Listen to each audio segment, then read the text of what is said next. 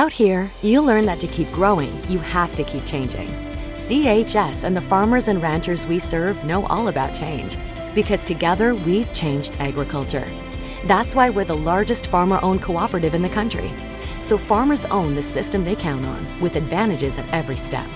From innovative tools that help crops grow, to grain processing expertise, to energy solutions, we create connections to empower agriculture. Learn more at chsinc.com. Burke Livestock Auction is a family-owned livestock marketing center in Burke, South Dakota. We are located in south central part of the state. Cattle sales are held weekly on Saturdays, with approximately 65,000 of south central South Dakota and north central Nebraska's finest feeder and breeding cattle marketed annually. Mark your calendar for our September 21st fall calf and yearling sale. Sale starts at 9:30 with lunch to start at 11. Burke Livestock is a proud supporter of state amateur baseball. When it comes to sports bars, the Sports Center in Larchwood, Iowa has put themselves above the rest. They open bright and early, 7 a.m. on weekdays and 10 a.m. on weekends, so you can start your day off right with them. And speaking of starting your day off right, they have daily food specials that will have your taste buds jumping for joy. The best flatbread pizza in the area, top-notch burgers, and don't worry, they have the best salads as well. The Sports Center in Larchwood. If you haven't tried it yet, put it down as your next destination. Say there was a place, the perfect place for the everyday things you need to take care of around the house. The squeaky hinges and burned out bulbs. The toilets that run and faucets that don't. That perfect place wouldn't be a warehouse. It'd be just the right size. It would be an Ace. Around the block, what you need in stock, with people who know their stuff. Welcome to the Home Convenience Store. Ace is the place with the helpful hardware, folks. What started out to be a small community celebration has grown into an attraction that draws literally thousands of people each year. Mark your calendars for June 19th, 20th, and 21st, 2025 for the 75th Annual Tabor Check Days in Tabor, South Dakota. Check food, check music, and check hospitality await you in Tabor. Check Days is sponsored by the Tabor Chamber of Commerce and proudly supports the Tabor Bluebirds and Bonhomme High School athletics. Sun Gold Sports is proud to call Mitchell and Huron home. With over 50 years of experience, we are here for all of your printing needs. Whether it's for your business, school, or personal, we are your one-stop custom shop. Screen printing, embroidery, vinyl, banners, trophies, awards, and so much more. Give Steph a call at 605-770-6829. Sun Gold Sports of Huron and Mitchell. We print t-shirts. Say there was a place, the perfect place for the everyday things you need to take care of around the house. The squeaky hinges and burned out bulbs. The toilets that run and faucets that don't. That perfect place wouldn't be a warehouse. It'd be just the right size. It would be an Ace. Around the block, what you need in stock, with people who know their stuff. Welcome to the Home Convenience Store. Ace is the place with the helpful hardware, folks. Prairie Valley Farm Charolais is located in Platte. Since 1980, David has worked with his father, family, and hired men to provide bulls with the best health, management, selection, and genetics to produce a quality product to meet the customer's needs. Mark your calendar for their annual bull sale on the second Saturday of April. Check out their website at pvfcharolais.com or give David Mason a call for more information. Prairie Valley Farm Charolais is a proud supporter of all Black Panther school activities. Remember, U.S. beef, it's what's for dinner. Located in the heart of Mitchell, Blarney's is your one stop for mouth-watering food, refreshing drinks, and your latest sports action. Fans, it's state amateur baseball time, and Blarney's is your pre- and post-game destination. Whether you're finishing up the early game and need a spot to eat for lunch, or celebrating a late-night victory, stop in at Blarney's and keep the party going with cold, refreshing drinks. Blarney's Sports Bar and Grill, a proud supporter of the state amateur baseball tournament. From your innovative attachment solutions provider for over 40 years, MDS Manufacturing.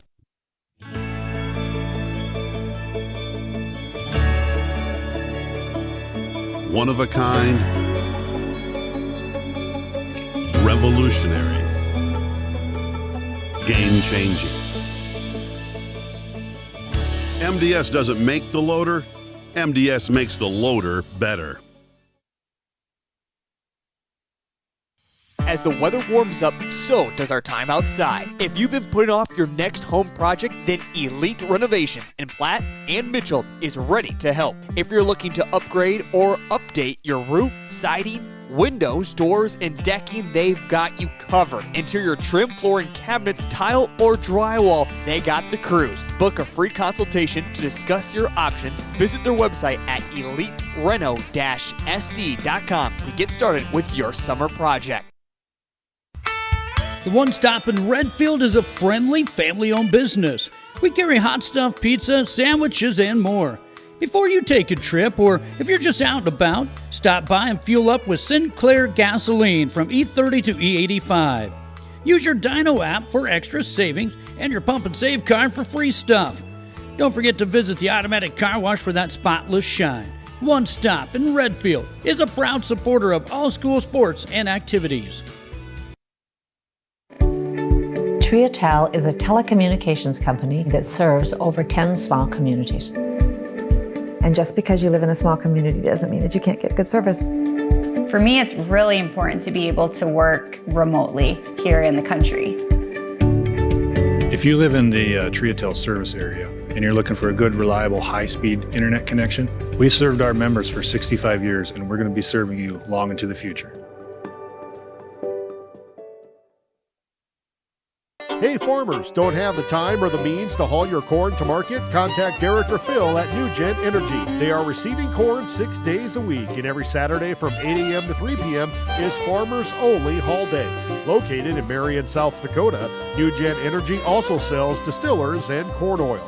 Call 605-648-2100 for all your corn needs, and check out their website at newgenmarion.com. That's NUGEN Marion.com.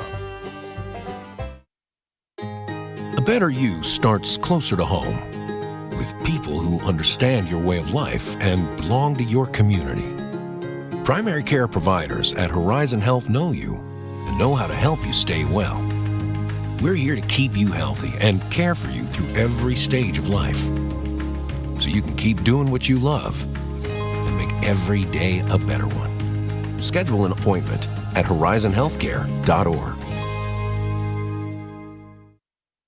Whether you're pregnant or planning ahead, you and your baby deserve a healthy start. We offer a wide range of services such as advocacy, health screenings and education, care coordination and car seat safety, participant empowerment, referral services, and fatherhood support. To learn more about Great Plains Healthy Start, visit greatplainstravelhealth.org or call one of our 5 service areas today. Brought to you by Great Plains Healthy Start, so that the people may live. It might be time for you to strongly consider leasing bulls from Jorgensen Land and Cattle. Here's Cody. Well, it's a really good option to acquire some excellent genetics for affordable price. It's become really popular. When you first hear about lease bulls, sometimes it may frighten a person. So this is a different ballgame. You know, there's a genetic program behind these bulls. These are bulls that have a genetic program and really are designed genetically to very nice calves. Call 1-800-548-BULL. At Lesterville Feed and Grain, they pride themselves on offering top-notch products at competitive prices. Whether you're looking for feed for your livestock or grains for your crops, they have you covered. And with their market bids, you can rest easy knowing you're getting the best deal possible. But it's not just about the products, it's about the service. Their knowledgeable staff is there to help answer any questions you may have and provide expert advice to help you succeed in your farming endeavors.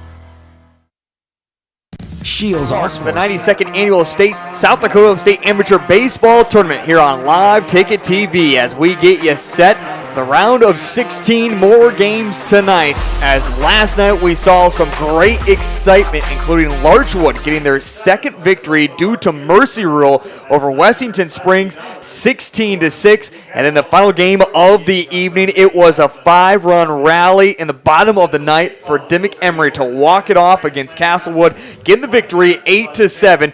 Larchwood and Dimmick Emery punching their ticket onto the quarterfinals to play each other coming up on Thursday at 5:30. Now we get set for the 2 games tonight, including a big game this evening set for 7:30. A lot of eyes on that second game for tonight. Alexandria taking on Platte. We saw Platte defeat a very good Del Rapids Mudcats team in the very first round, 1-0. And also Alexandria at one point rallied from behind to beat Flandreau 5-3. But first game will take on the Hartford Humboldt Wood Ducks that got a victory against the Menno Mad Frogs in the first round, 4-2, against the Elk Point Colt 45s. The first time they have made it into the second round of this state tournament, if you will, beating Redfield Dairy Queen 7-1. You may remember that Redfield Dairy Queen team came in undefeated to make it into this state tournament, but Elk Point Colt 45s had themselves a really good pitching game, and they're expecting to continue to bring that over into tonight's game as well. Also, there won't be any confusion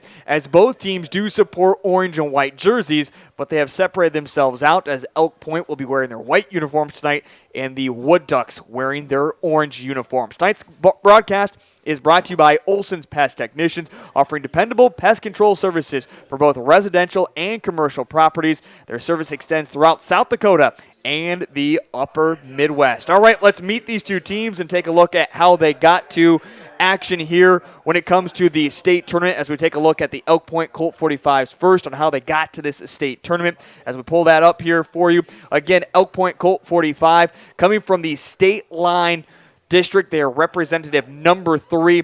They defeated Akron in the first round of that district to get to the victory and then lost to Larchwood before defeating Lennox Chancellor Worthington again to get to the state tournament. Again, they defeated Redfield in that very first round 7-1.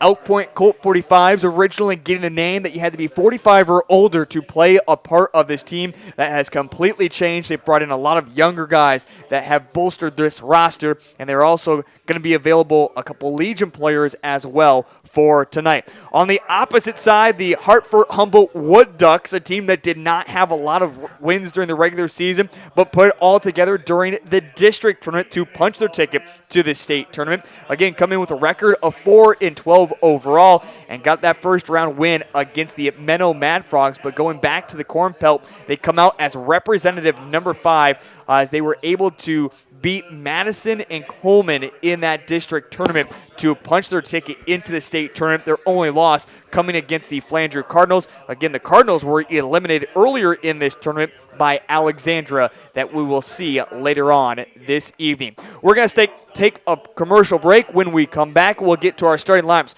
for both Elk Point Colt 45s and the Hartford Humboldt Wood Ducks. That is on the way next here on Live Ticket TV. Is your one stop for everything outdoors, with local experts eager to guide you through the widest selection of brands. Your one stop for exercise gear to get working out or fashions for going out. And your one stop for footwear in your size, your style, yours to take home today. Shields, employee owned, community minded, and like no place you've ever shopped before.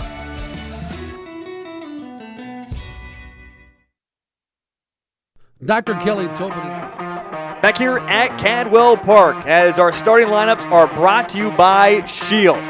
Shields carries the world-class brands back every product they carry with their Shields guarantee. You can feel confident knowing you're purchasing the same footwear, apparel, and gear the professionals rely on.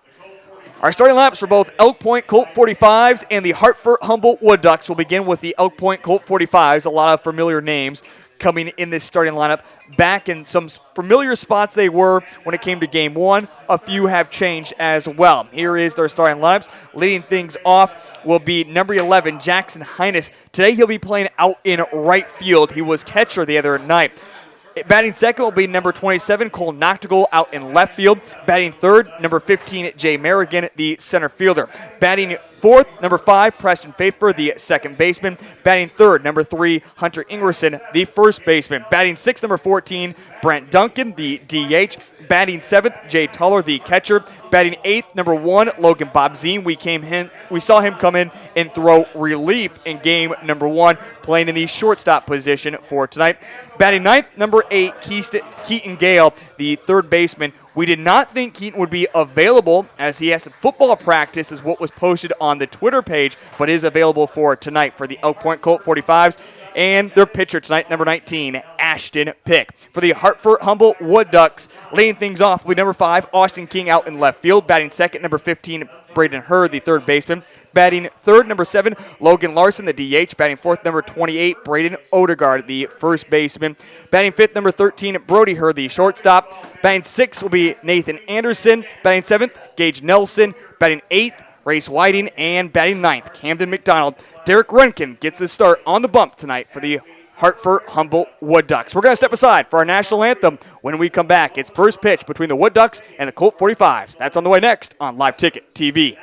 Staff at Rolling Hills Veterinary Clinic are proud supporters of high school athletics. When it comes to large and small animal health, look to Rolling Hills Veterinary Clinic. They understand how important your livestock is to you and will give you service that you can depend on. Call 539-1040. That's 539-1040. Rolling Hills is located on Dakota Avenue, across from Farm Bureau in Wessington Springs. Rolling Hills Veterinary Clinic.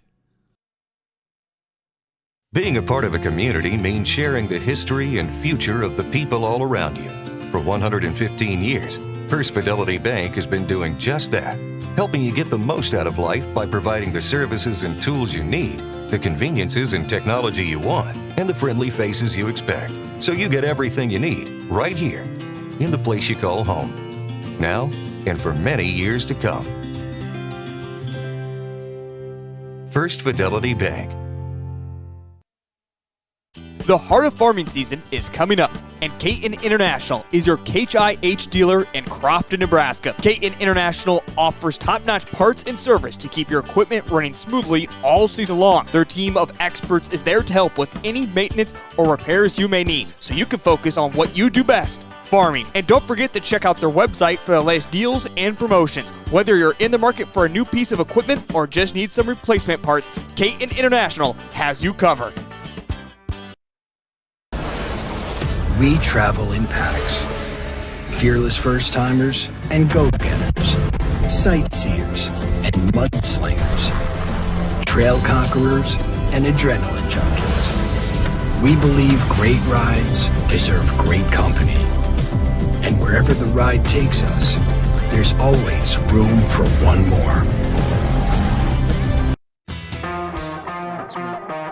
Back here at Cadwell Park as we get you set for tonight's action between the Hartford Humboldt Wood Ducks taking on the Elk Point Colt 45s in game number 1 of our doubleheader, as game number 2 coming up, Alexandria versus Platte. Joined with Tyler tonight, helping me out with the broadcast. And Tyler, you've gotten your chance to see these teams and actually all 4 teams throughout your umpiring days throughout the whole entire season.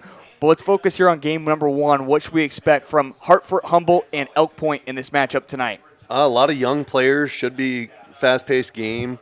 A lot of extra bases if they can take them, and hopefully a good pitching performance from both teams. Tyler, you come from Platte. I don't want to jump too far ahead, but let's take a quick look at that one. Alexandria, we know all about the history here at the state tournament. Platte wins 1-0 in the first round against Del Rapids Mudcats. How excited are you for game number 2 coming up? I think it'll be a great matchup. Platte beat Alexandria in the district tournament to make it to state, and Alec and Platte both split regular season. So I think it's a toss-up. It's gonna come down to who plays better defense, really, because Alec kind of thrives off their hitting, and Platte's kind of more on their defense and pitching. So it's going to be a battle of who can put up the early runs and get the momentum right away. We get set for this one as the final warm-up pitches come in for the Hartford Humboldt Wood Ducks. It's Derek Renkin who is on the bump today for the Wood Ducks again.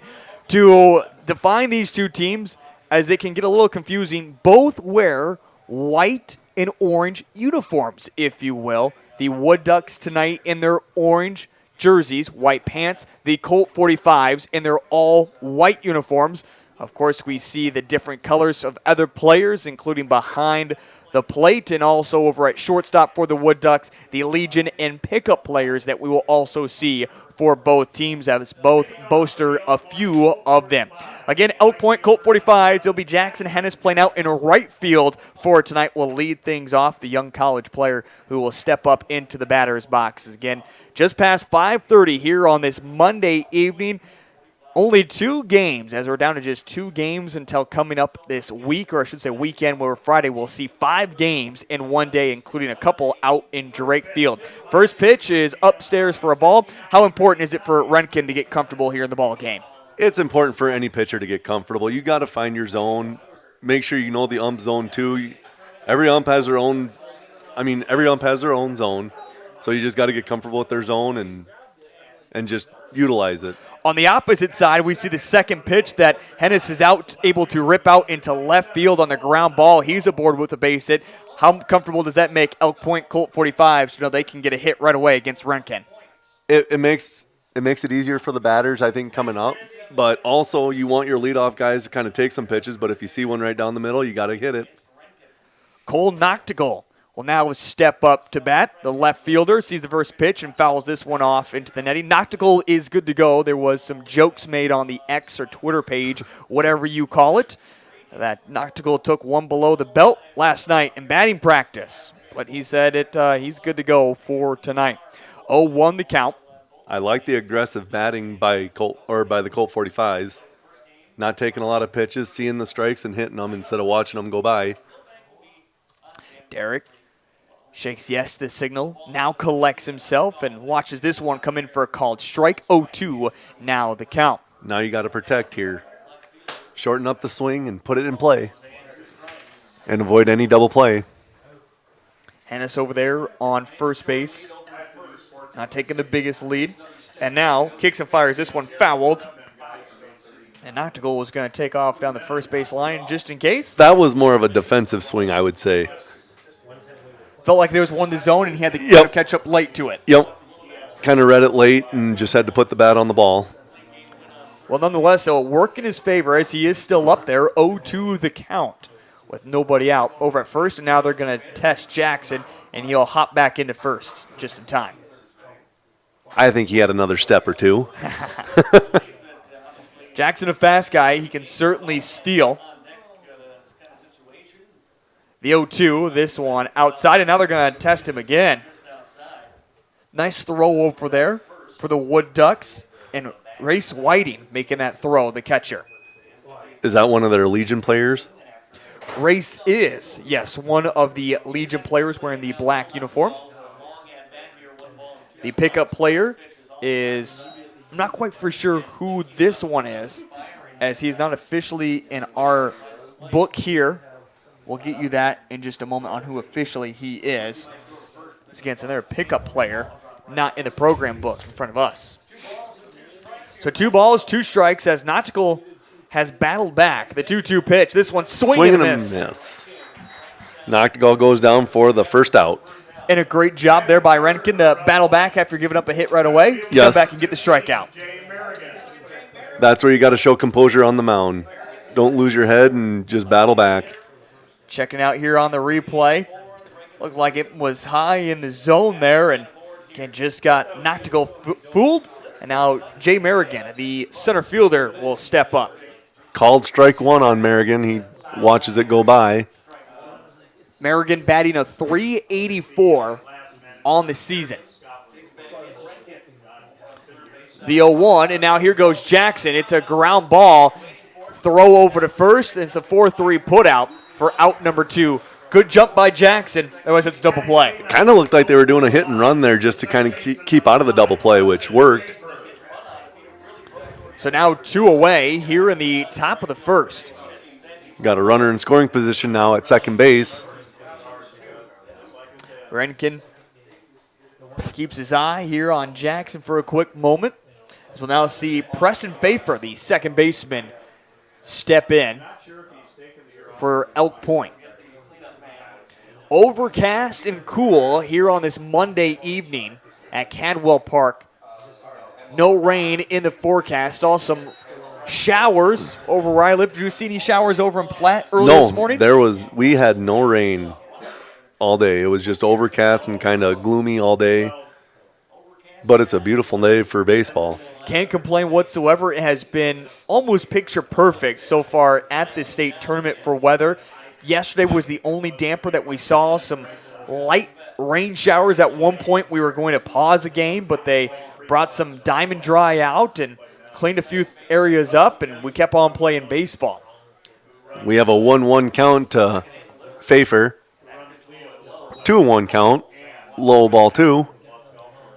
Now Renkin up to 13 pitches here in the ball game. That's the only problem when you have a Legion player pitching is you got to watch their pitch count. We did see that with Chamberlain Yep. against a winner on Saturday evening. The 2-1 ground ball. It's going to be grounded by Brody and throws over to first in Good time. scoop by the first baseman there. And there is out number 3. We head to the bottom of the first. We're scoreless between Elk Point and Hartford Humboldt. Bottom of the first is coming up in just a moment on Live Ticket TV.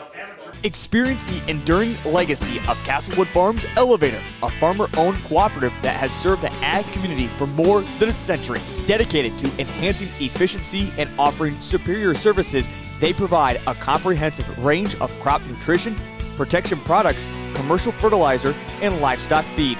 Visit CastlewoodElevator.com or give them a call today. Your ultimate destination for agriculture needs is Castlewood Farmers Elevator.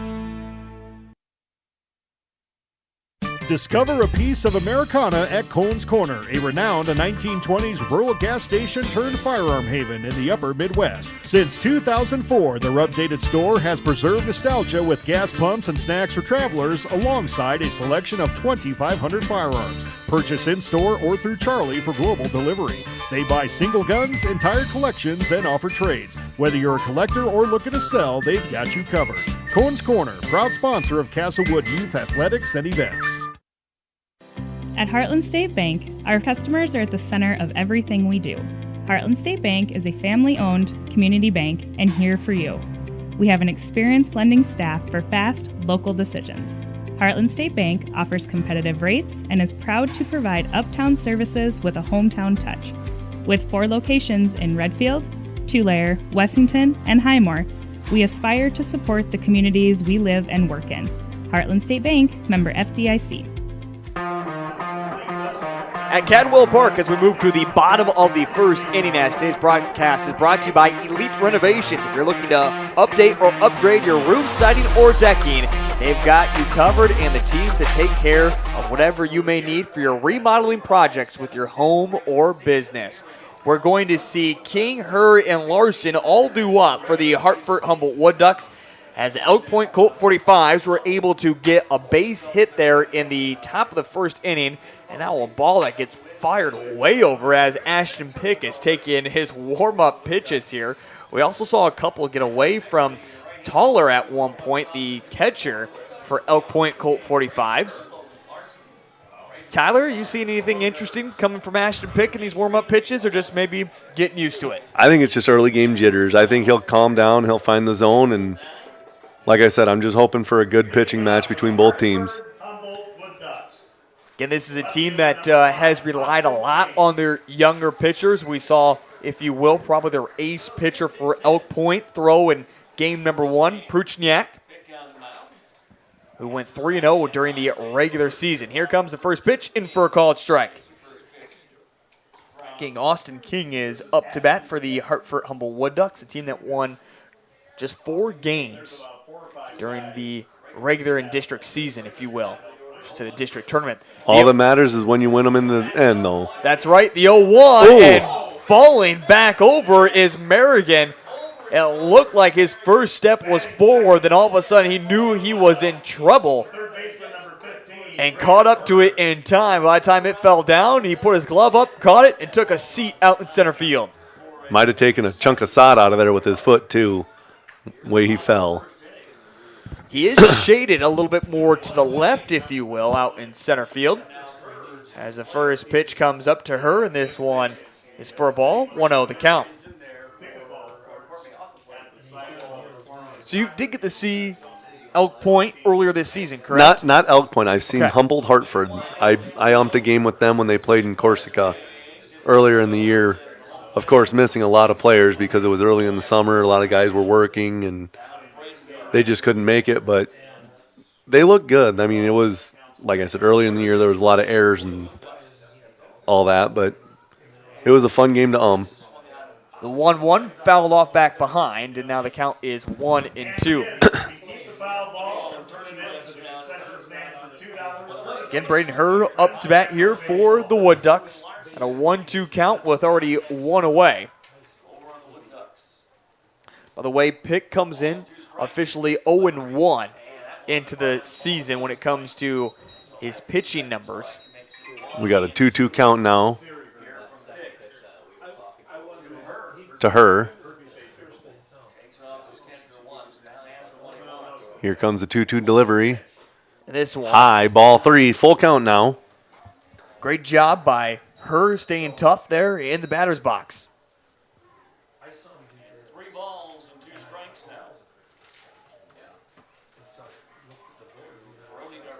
Pick sets and fires, and this one is low for ball 4. What did you see from that at-bat for Braden Herr? You know, that's almost what you want your leadoff to do, is take a lot of pitches, watch him, kind of get acclimated to it. I think he showed a lot of patience at the plate, and that's what you got to have as a batter. As now Logan Larson, the DH, will step up to bat for the Wood Ducks. He sees the first pitch and swings for the fences. 0-1 the count. A lot of aggressive hitting here. Now looking at the first pitch, swinging at it. Larson got 7 hits during the season. And now they're going to steal over to second, and Tuller won't even make an attempt. That was a good jump by Herr.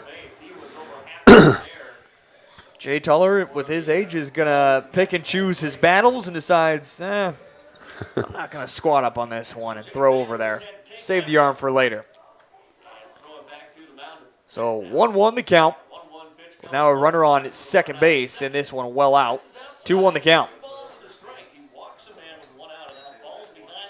So we're seeing from Pick already here in the ball game. 11 pitches, only 5 in the strike zone. I feel like Humboldt Hartford's going to be really picky on swinging at strikes. Ooh, that one gets past Toller. And now Herr is going to move all the way over to third base. Is it Thaler? Toller. Toller, okay. Toller, yep.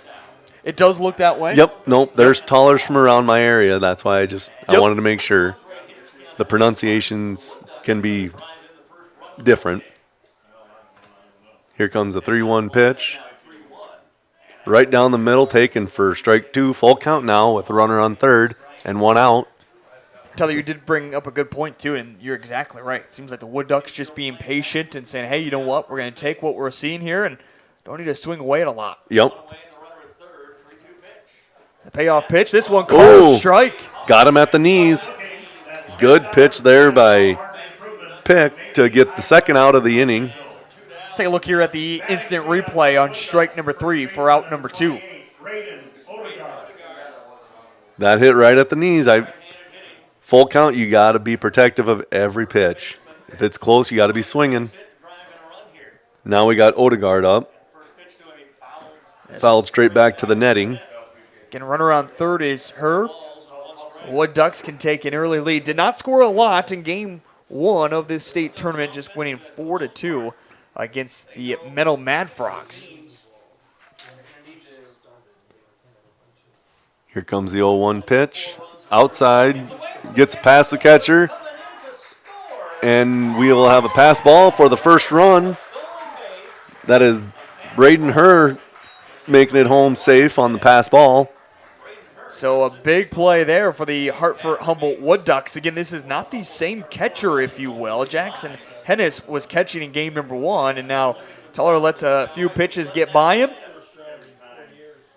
Ashton Pick hasn't found the strike zone the best here in this opening sequence, and now we see a hard-hit ground ball over to short. Bob Zine throws to first, and it's going to be the final out, but not before the Hartford Humboldt Wood Ducks are able to score a run unearned, and they lead 1-0 as we head to the top of the second. That comes up in 60 seconds on Live Ticket TV. It may seem like the smallest town in South Dakota, so how could it have everything you need when you may find yourself in the middle of nowhere? But at Canova Service Center, whatever you may need in the middle of nowhere, that's where they are. Fencing, lumberyard, hardware, oil changes, tire sales, and repair. Rental equipment, feed bunks, cattle shelters, convenience store, and more. So no, you're not in the middle of nowhere. It's the Canova Service Center. We're your local one-stop shop. This is Angela, owner and operator of Amcoda Farm and Home Center. From the DIYers, fixer-uppers, to contractors, we have what you need to get the job done. Building supplies, Valspar paint, and tools, Crystal X tubs, fencing supplies, and bog boots for your farm needs. We know how busy life can get. We offer delivery to make your life easier. Amcoda Farm and Home Center on Dakota Avenue in Wessington Springs. Big city value. If you love being outside, solving problems, and working with your hands, apply now at James Valley Landscape Solutions. James Valley offers on-the-job training in all aspects of the green industry, with modern equipment and technology and competitive pay. Benefits include overtime pay, healthcare, dental, vision, and more. Apply now at jamesvalleylandscape.com or in person at 600 West Spruce in Mitchell.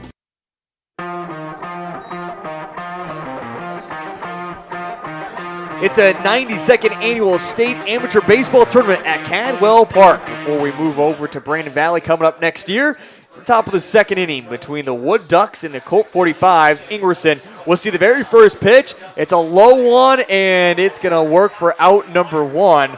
That was almost a full swing bunt there, Tyler, to get on board for a base hit. It was. Didn't get much air on that one. It kind of just died out right in front of the pitcher, and good hoss by the catcher to get up there and get the ball out. So Hunter sees pitch number one. It's out number one, and now Brent Duncan, the pickup player, will step up coming from Lennox Chancellor Worthing. So I got to believe now, I asked this question earlier, I think this is 3 different jerseys that Lennox Chancellor Worthing has. We've seen yellow, we've seen black, and now we're seeing a pickup color of gray even. So I guess if you have 3 teams that you combine together, I should say 3 towns. You have 3 different colors, 3 different jerseys. Makes sense, right? Yeah. Somewhere the math adds up. I don't know why you need so many uniforms, I guess. You just need a home and away, but some of these teams have different uniforms for every different day of the week. And now the 2-0 puts this one out into center field. Nelson getting underneath of it for out number 2. Well, Tyler, you got to look at the MLB. Yeah. I mean, you got the home and the way. Then you got the City Connect jerseys. What else they got? The throwback jersey. Throwbacks, alternates. The different color pants. I think they got breast cancer awareness ones. I think they got 4th of July ones. Robbie Jackson or Jackie Robinson ones. Jackie Robinson, excuse me. Yep. Now up to bat, Jay Toller, the catcher. We'll see the first pitch in for a called strike. Quick inning so far already for Derek Renkin, though, the pitcher for the Wood Ducks. Yeah, and I don't think Toller wants a quick inning either. I think he's going to try and make it prolong a little bit just so he can get a little break from behind the plate, too. And he watches the second one go by, so it's 0-2 now quickly to Toller. And Renkin has found the strike zone nicely. 21 pitches for him, including 14 in the strike zone. Again, every hit does count as a called strike, if you will. The 0-2, this one fouled off. You know, I will say as a pitcher and as an umpire, it's a lot easier for the pitchers if you can find out what the zone is for the ump, because it makes it so much easier to call the game and for the catcher to call the game too, because you know where you can line up and where he's going to give it to you. So now taking the time, Renkin, the 0-2, collects, kicks and fires. High fly ball to left center. Left fielder's under it and catches it for the 3rd out of the inning. 1, 2, 3 in order for the Elk Point Colt 45s. We move to the bottom of the second. It's 1-0. That comes up in a moment on Live Ticket TV. Mount Vernon Farmers Elevator is a proud supporter of the Mount Vernon Mustangs at the State Amateur Baseball Tournament. Mount Vernon Farmers Elevator has been servicing the Mount Vernon area for over 75 years. See them for your agronomy and feed needs, no matter the farming season. They will take care of all your grain handling needs as well. Mount Vernon Farmers Elevator would like to wish the Mustangs and all the teams best of luck at the state tournament. Lucky for us, life is full of choices, big and small. They define us, make us who we are. And when it comes time for you to choose, a car, home, your next big adventure, or start a new business, Farmers Union Insurance has the variety of coverage options to protect each perfect moment. Farmers Union Insurance. Contact your local Farmers Union Insurance agent today. Each family's... Yep. Back here at Cadwell Park as we move to the bottom of the second inning between the Hartford Humboldt Wood Ducks and the Oak Point Colt 45. It's 1-0. As so far we have seen the one run come there in the bottom of the first. It was unearned after a wild pitch, a pass ball, and a pass ball eventually had Braden Herr come around for the only run so far that we have seen in the ball game. As now leading things off, it'll be Brody Herr, the shortstop. As taking the final warm-up pitches here is Ashton Pick for the Oak Point Colt 45s. You know, I will say Humboldt Hartford, record-wise, does not show that they were a good team, but like you said, you just got to be hot at the right moment, and they're proving it now with their districts and their state tournament. They're playing like a whole completely different team compared to what their record showed in the regular season. I always say that famous saying, it's not about how you start, it's about how you finish. Yep. And Herr will see strike one go right down the middle. Two different towns brought two different teams, and I think both towns are surprised about the team that was eliminated and the team that made it on, if you will. Yes. You could almost say the same for Del Rapids, too. That's who I was referencing to. PBR makes it on. Yep. Great PBR team. Oh, yeah. PBR was kind of one of them sleeper teams. I mean, they had good athletes, but like you said, they played hot when they had to. They got good pitching. They got young players, two coming up that are good. We got a 2-1 count now to Herr. And then, the Hartford Humboldt Gamecocks, a great team throughout the regular season. Even in the district tournament, expect them to make a run. And they hit Millbank and don't get past the first round. And now it comes down to that. There's got to be some bragging rights there, too, in the town. Oh, absolutely. Definitely in Del Rapids. I mean, that's a baseball town. That's a huge baseball town. 2 balls and 2 strikes here. The 2-2 pitch and this one up. What have you thought about Pick so far in the inconsistency to find the strike zone? Well, yeah, he's been a little inconsistent finding the zone, but again, I sound like a broken record, but Humboldt Hartford is just being really patient at the plate and taking what they can get and working pitches off, fouling off when they have to. Herr, Adrian, and Nelson will all be up here in this inning for the Wood Ducks. I kind of have a feeling this is going to be a long at bat. I think Herr's going to foul off a lot of pitches, or he's going to get on base. Tyler calling it now, and you did it. He got on base. I don't think that's called the commentator's curse. It's patience. It's all about patience. The Wood Duck fans certainly liking Tyler right now, saying, all right, Tyler, what's going to happen this at-bat? I don't want to say it because I think I know it's gonna happen, but I don't want to say it. We are seeing a warm-up pitcher at the moment here in the Oak Point Colt 45's bullpen as Nathan tries to lay down a bunt. That's small ball is going to be the name of the game in this inning, I think. Isaac Beck over there warming up in the bullpen, if you will. I'd be surprised if Ashton Pick comes out of the game, though. Doesn't look like, just as you mentioned, the Wood Ducks being patient. And now the 0-1 out into right field. Hennis gets underneath it for out number 1. The one thing about Pick, though, as it's 1-0, has yet to give up a hit here in the ball game. I was going to say it's been walks, it's been errors, it's been just kind of a sloppy defensive game, but he's keeping himself in the game, only giving up 1 run right now. think that is the kind of earliest we've seen someone warm up in the bullpen all season as well. And now Gage Nelson. Oh, we got a timeout called, I believe, before the pitch, and I believe it was granted.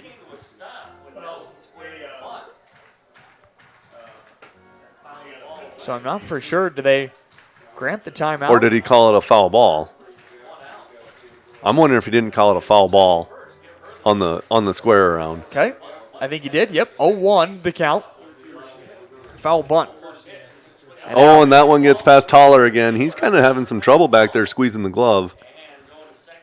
Can we talk about it as well? Maybe a little bit of a surprise that Jackson not catching here today. I'm not quite for sure. I have to make a few texts to some Elk Point guys that I know that are watching right now. If Toller is their normal catcher, but again, he, as you mentioned, has had some struggles squeezing onto the ball tonight. Well, and probably not the quickest guy behind the plate either, so if a ball gets past him, there's quite a bit of room behind the plate here at Cadwell. So now finds the strike zone here. We got 1 and 2. So again, her, after the pitch that got away from Toller, on second base. Here comes the 1-2 pitch. Ooh, just a bit outside on that one. Close. Probably a little too close for comfort for the batter. I don't know, if I was batting there, I would have probably swung at that. You got to protect and can't go down looking. That was pretty close. And Ashton pickled like he was holding up 3 fingers thinking that was strike number 3 and didn't get the call.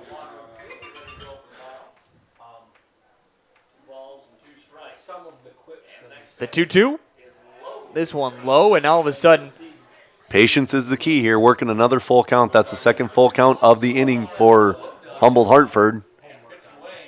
31 pitches now, Tyler, that pick is up to. Yeah, that's going to be kind of the key factor here now, is kind of keeping him down on his pitches. And there it is, called strike 3. That's a huge strikeout there as Pitt gets his second strikeout of the ball game for out number 2. Check it out here on the instant replay. For the Wood Ducks, the catcher number 32, Race Whiting. Oh, yeah, he painted the corner on that one. Went right back to the same spot that he just got a ball called, but this one was able to get it turned in a little bit more. And Toller lets another one get past him. That'll bring her over to third base. So again, just what we saw in the bottom of the first pitches, and you can't even say it's not Toller getting his glove down quick enough. I mean, that was a low pitch. Just not getting his body in front of it is mainly what it is, and comes down to athleticism, basically. So now a runner on third base here for the Wood Ducks, and again, they lead it 1-0 without a hit in the ball game. Race Whiting is the batter, the Legion player. This first one called for a strike. The classic black and white uniform. Kind of looks like the Chicago White Sox. I've always been a big fan of the black and white. Basic, but it works. Yep, very basic. The 1-1. And we get another one past Toller. It's going to be a play at the plate. Nope. Her will make it in easy, standing up. So that's got to be tough for the catcher. 2 runs now that have scored for the Hartford Humboldt Wood Ducks on the pass ball, and they now lead it 2-0 without a hit in the ball game. Man, do you make a change, Tyler? You almost got to look at something here because those pitches aren't bad by any means. It's not like they're hitting 5 feet in front of the plate. Their catcher's just not quick enough to get in front of it to stop it, and it's getting past them. So now 3-1 the count to Whiting.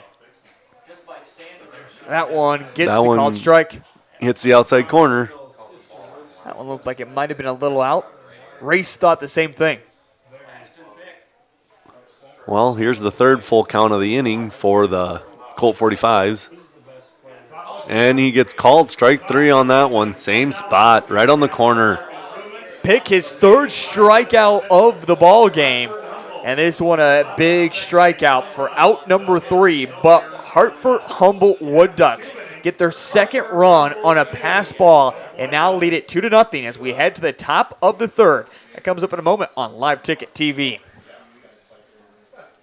Are different and special. Will Funeral Chapel will listen with sensitivity, answer all questions, and respect your choices. The Will Funeral Chapel staff can assist you in planning and coordinating all the details. They will explain all the different options to make you feel at ease and most comfortable with all the decisions. Find out more by visiting their website at willfuneralchapel.com. Their sincerest hope is that you and your family will be comforted by their efforts. Are you in need of high-quality lumber for your next project? Looking for top-notch agronomy services to keep your crops thriving? Need a reliable source of propane and fuel for your home or business? Look no further than Tabor Lumber Co-op. Whether you're a seasoned contractor or a DIY enthusiast, Tabor Lumber Co-op has everything you need to get the job done right. And with their competitive prices and top-notch customer service, you'll be glad you chose Tabor Lumber Co-op for all your lumber, propane, and agronomy services. Do you have a pest? Back at Cantwell Park as we move to the top of the third inning. This inning brought to you by Farmers Union Insurance. For more than 65 years, they have been ensuring a brighter tomorrow by investing in the rural communities while protecting what matters most to you. A proud sponsor of Live Ticket TV. 2 runs for the Hartford Humboldt Wood Ducks by pass balls. Tyler, ever seen that before? Not very often in amateur level. I mean, you'll see it in the teeners and maybe the Legion area, but these amateurs, they're pretty salty behind the plate. Usually they know how to get their ball or get their body in front of the ball. But tonight it's just been a rough night for Toller. He's either not reading it right when it's hitting or just not catching it right. But it's coming to kind of bite him in the rear right now, giving up 2 runs on 2 pass balls. Logan Bobzina, as we reset and start the third inning, will lead things off. We'll also see Keaton Gale up to bat, the third baseman, and Jackson Hennis, the right fielder, is up to bat. Also, I have Jody Brozick trying to talk to me back behind. I'm not quite for sure what you're saying there, Jody. Okay. The 1-2, this one is going to be lifted out into right field, but it will be the second baseman, Adrian, who will make the catch. He bobbled it, though, but he caught it between his legs. I guess that's what you got to do, use your body. Kind of went up to reach for it, too? Yep. It was kind of behind him and over his head, and he had it in his glove and then dropped it, and it fell right into his lap. Now we got Keaton Gale, the Legion player for Elk Point Jefferson batting, or Elk Point, who won the Big Stick Award at the Legion State Bees. First pitch was low, ball 1. We were told he was going to be unavailable, according to a Twitter post made yesterday by the Elk Point Colt 45, saying the football coach wasn't going to let him play because he had to be at football practice. He must have did some persuading to get him to let him play. We got a 2-0 count now to Gale. There's going to be some extra conditioning going on later for him when he gets back to football. he might not want to go to practice on Tuesday. The 2-0 in for a called strike, and both pitchers have done a nice job of painting this bottom corner. They have been. And you know what? The umps are really consistent on their strike call. He's given the outside to both teams, so I guess if you can work that, then take advantage of it. Live Ticket TV fans, don't forget, coming up tomorrow, we begin our coverage of Dakota Wesleyan College athletics, including men's and women's soccer games tomorrow in an exhibition match against Gillette Community College. We'll have all the coverage right here for you on Live Ticket TV. The 2-2, this one, check swing. Did he go? The appeal over there, no. How tough is it to see a check swing from behind the plate? From behind the plate, it's kind of hard sometimes because you'll have the catcher maybe blocking you. The hardest part is when you're out by second base and they appeal the swing because you can't see it. So unless it's really blatant, you just say it, no swing. So pitch number 7 of the at-bat in for a ball, and it's going to be a walk to Gale, and he gets aboard with 1 out here in the top of the third as now Jackson Hennis, the only hit in the ball game actually, will step up. Crazy thing about the first batter, we saw a hit. We have not seen a hit yet. And seen 2 runs. It's kind of just been one of them sloppy defensive plays. So first one outside. Low and outside for ball 1. So again, Hennis, 1 for 1. Gale over there at first, getting a little bit of a leadoff. And now Hennis drives one to center field, but the center fielder jumps on it, makes the catch for out number 1. Gale will trot back to first base safely. Nelson makes his second putout of the ball game. Now we have up number 27 left fielder Cole Noctegal. Now you said at one point Cole was over in the Platte area? Cole is actually originally from the Platte area. He's from Platte, graduated from Platte. He's kind of made his trip around playing baseball. He's played for Chamberlain. He's played for Kimball White Lake. I think he might have even played up in Miller one year. I'm not 100% sure. But now he's playing at Elk Point and get the ball going past the catcher. He can't find it. Gale rounds second hard.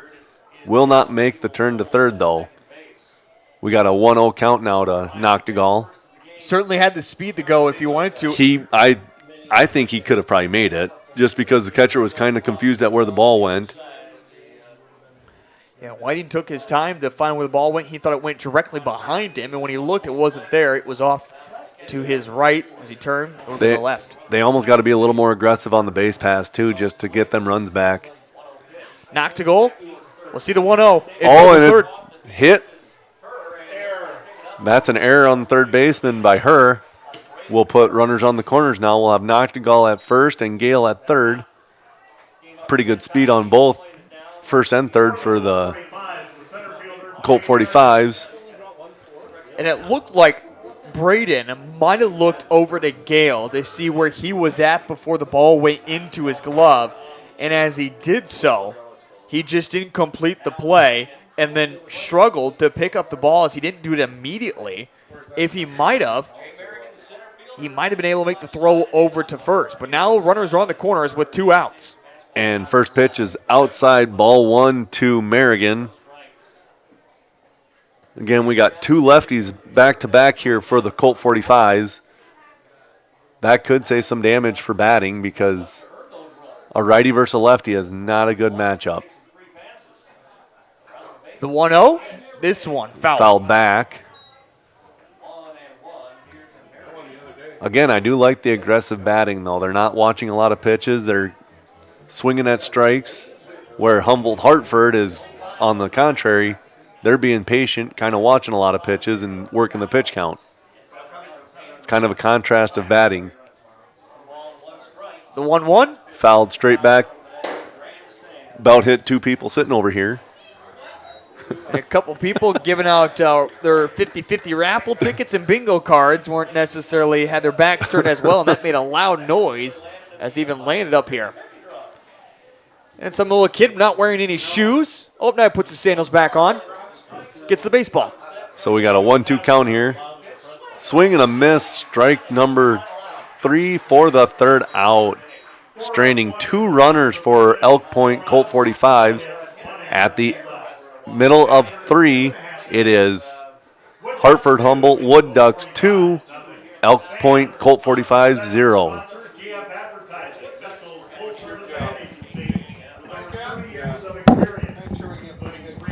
Problem? Got bats, ants, termites? Family owned and operated, Olson's Pest Technicians have had over 50 years experience taking care of pest problems in places across South Dakota, Nebraska, and Iowa. Utilizing brilliant methods such as Centricon bait stations for termites and Vicane treatment for bed bugs. There's no pest too tough for Olson's Pest Technicians.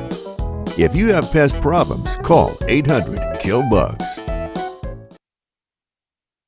The right nutrition, animal health, and record management is key to having a profitable cattle program. That's why you want to work with the people at FarmCo, who will take the time to learn your operation and help you grow your business. We are your full-service agriculture provider of feed, seed, Animal health, farm, and ranching equipment built on terrific service. Get to know Farmco, locally owned and serving you in Chamberlain, Platte, Winter, and east of Kimball at the Paragon. Visit us online at farmcosd.com. Farmco, feeding your future. Agronomy Plus and Mitchell. At Cadwell Park, as we move to the bottom of the third inning, the Hartford Humboldt Wood Ducks lead 2-0. And check this out, they lead 2-0 without even getting a single hit here in the ball game. As they try to get some offense going, the Wood Ducks, they've been patient, as we've mentioned so far. It will be Camden McDonald, the right fielder, to lead things off for the Wood Ducks, last man in the lineup. Tell her as well, if you want some 50-50 raffle tickets, they're right here in front of us. We just have to open up the window if you need your tickets. I'll wait until the second game. I'll buy some for the Platt and Alex game. Well, you might want to buy them now, but the pot will be a little bit bigger. It might be a little bit bigger. There's probably going to be a bigger crowd for that Alec game, I bet. Not that they say anything against Hartford, Humboldt, or Elk Point, but this is not a bad crowd by any means, but Alexandria and Platte both travel extremely well. And Alex only 20 miles away, so they're going to bring a bigger crowd. Got nothing else to do on a Monday night. Exactly. And why wouldn't you come out to a beautiful ballpark when it's beautiful weather to watch baseball? The 1-0, this one high. But we also want to say hi to everybody out there watching on Live Ticket TV. And don't forget, when you purchase a pass here to watch the games, all that money goes right back to the South Dakota Amateur Baseball Association. So we thank you for your donation, and the South Dakota Amateur Baseball Association thanks you as well for the improvements to South Dakota Amateur Baseball. And now we have a 3-0 count now to McDonald. Pick, by the way, up to 41 pitches. He'll be watching this one the full-time red light here. And that's going to be inside for ball 4, a 4-pitch walk now to McDonald, bringing up the leadoff hitter, Austin King, the left fielder. I think this will be a big inning for the Humboldt Hartford Wood Ducks for how patient they've been and opportunistic. I was going to say, you're saying that because also the top of the lineup that we see. Yep. They've already seen the pitcher. They know what he's gonna deliver. As the first pitch comes in for a called strike. Also, watch our movement over here at first. McDonald was jumping around there quite a bit. And you got to think that, and I don't know the catcher from Elk Point, but might not have the best arm in the world, might not have the quickest throw. This might be the time to take off on him. We did see him as well not throw earlier in this game. Pulls back, the 1-1 count to King. So again, McDonald over there at first base. He is getting a big jump over there at first. And it's almost like the pitcher's not even really looking him back. He's kind of daring him to go. Called strike 2 now. We got a 1-2 count to King.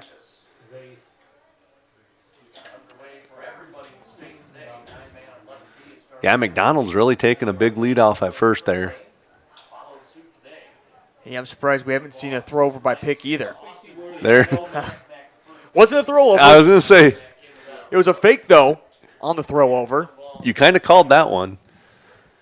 Pick had seen enough from McDonald, said, go back. Now the 1-2. Yeah. McDonald wanted to go, but we have a high pop fly to the right fielder for out number 1. Now we have Braden Herr, the third baseman, coming up for the Humboldt Hartford Wood Ducks. It's something we're seeing here at Cadwell Park. I don't know if you can see it as much back there at home, but the sun's starting to peek through, and all of a sudden casting high shadows. But the shadows and the sun not playing much of a factor. Maybe the only guys have to worry about it, the outfielders especially. I would say the right fielder might have to worry about the sun in his eyes now. Now that being said, I did see Jackson earlier does have the shades on top of his hat. So if he's too worried, he can just put the shades down and be good to go. Yeah. I noticed there the Humboldt Hartford Wood Ducks were attempting a hit and run there. McDonald took off on the pitch and fouled back by Herr. Let's see if they try that again. Last time Herr was up, he was walked in the ball game. little bit better of an inning as well, if you will. Tyler, for taller back there catching, hasn't let a ball get by him yet. Yeah, it's been a little more efficient inning for him. Just like I said with pitchers, though, the catcher's got to keep their composure too. The 1-1 up, 2-1 the count.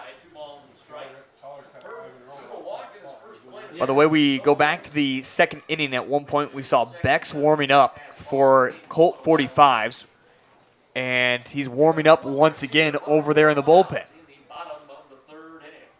Again, we'd be shocked if we see an early pitching change.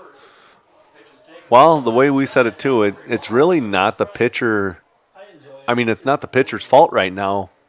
Them 2 runs were both unearned, and they were both on pass balls that, for us, we think could have been stopped.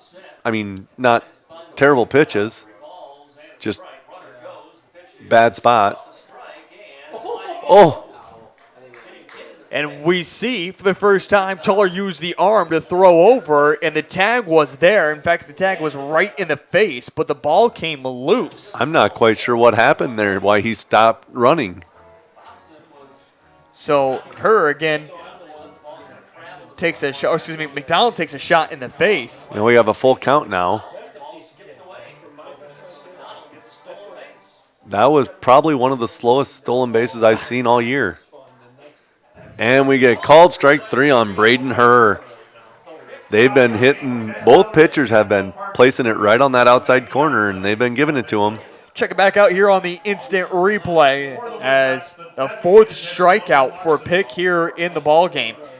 Hitting the knees and hitting the corner, that's all you got to do. And we talked about it as well earlier, Tyler. This ump has been consistent calling it that way for both teams so far tonight. Absolutely, and both pitchers have been taking advantage of it. And then we have a little bloop into left or right center.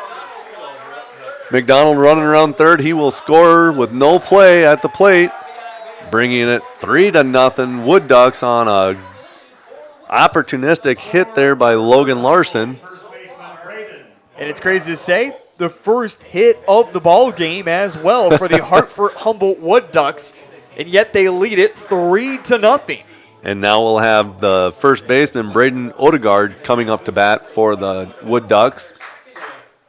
I'll tell you said you expected some type of offense from this Wood Ducks team here in this 3rd inning, and they've done exactly that. And up on the scoreboard as well, they have now put a stick in each inning, leading it 3-0 now over Outpoint Colt 45s, who gave up just a 1 run against a great hitting Redfield team in the first round. And we have a pop fly to right field. That's going to be tough for the right fielder with that sun. Foul territory, but he will make the catch for the 3rd out, limiting the damage to 1 run for the Wood Ducks. After 3 complete, it is the Humboldt Hartford Wood Ducks 3, the Colt 45s 0.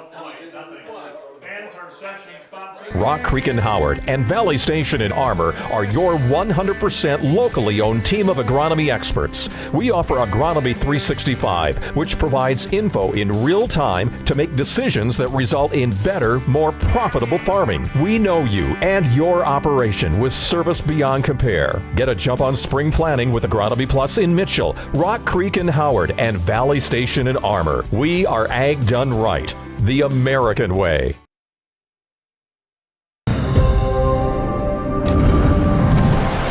Bank West is rooted in South Dakota. Committed to local success. Just like you. We're all connected. In South Dakota. For South Dakota. Convenient, connected, committed. Bank West.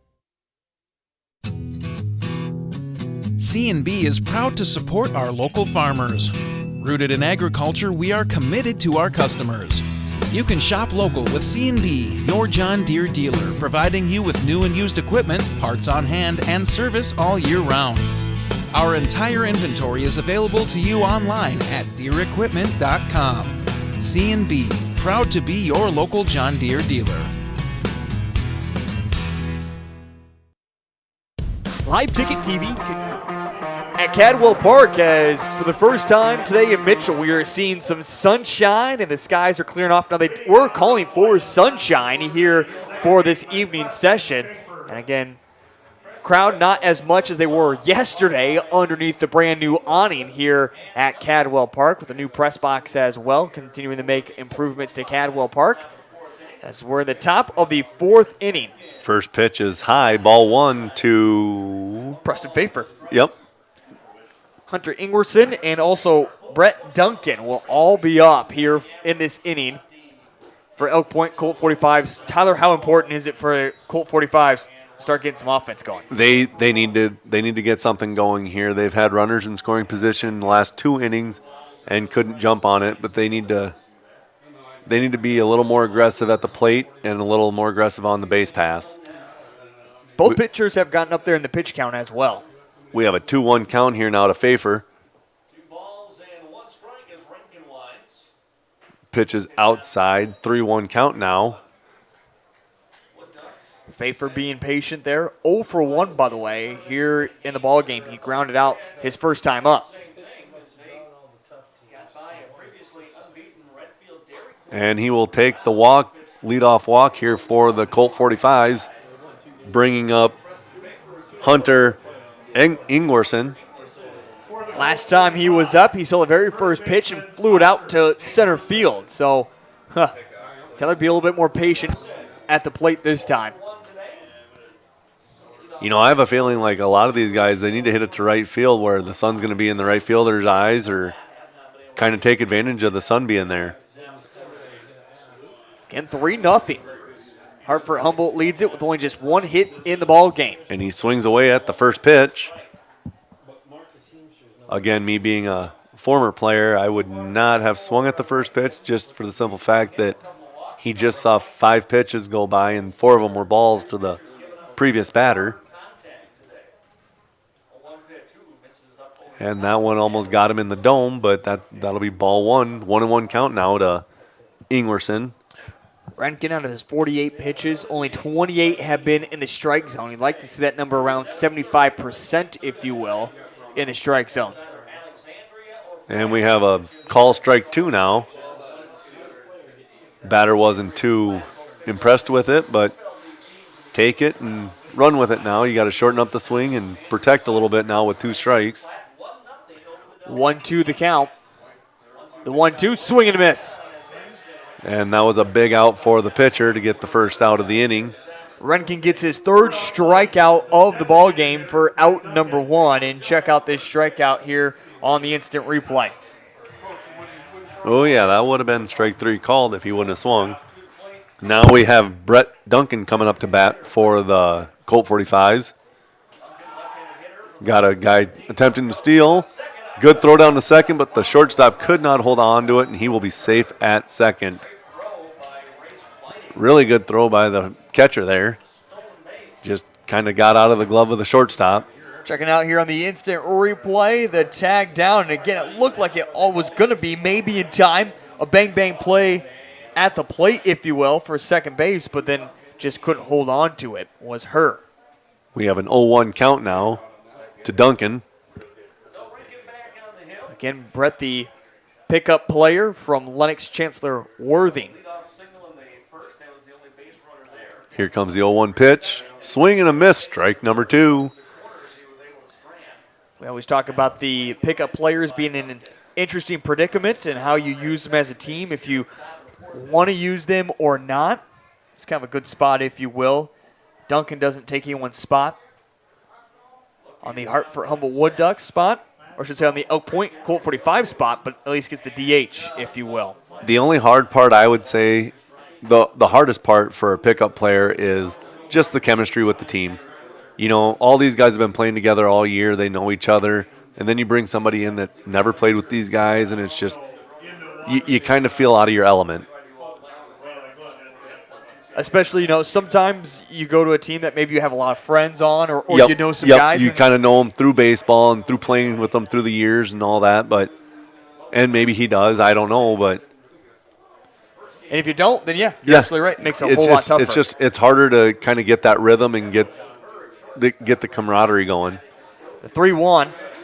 excuse me, the 2-2, and this is swing and a miss for strikeout number 2 in this inning. On back-to-back strikeouts, it's now the 4th strikeout for Renken in the ball game. Now we have the catcher, Jay Toller, coming up to bat.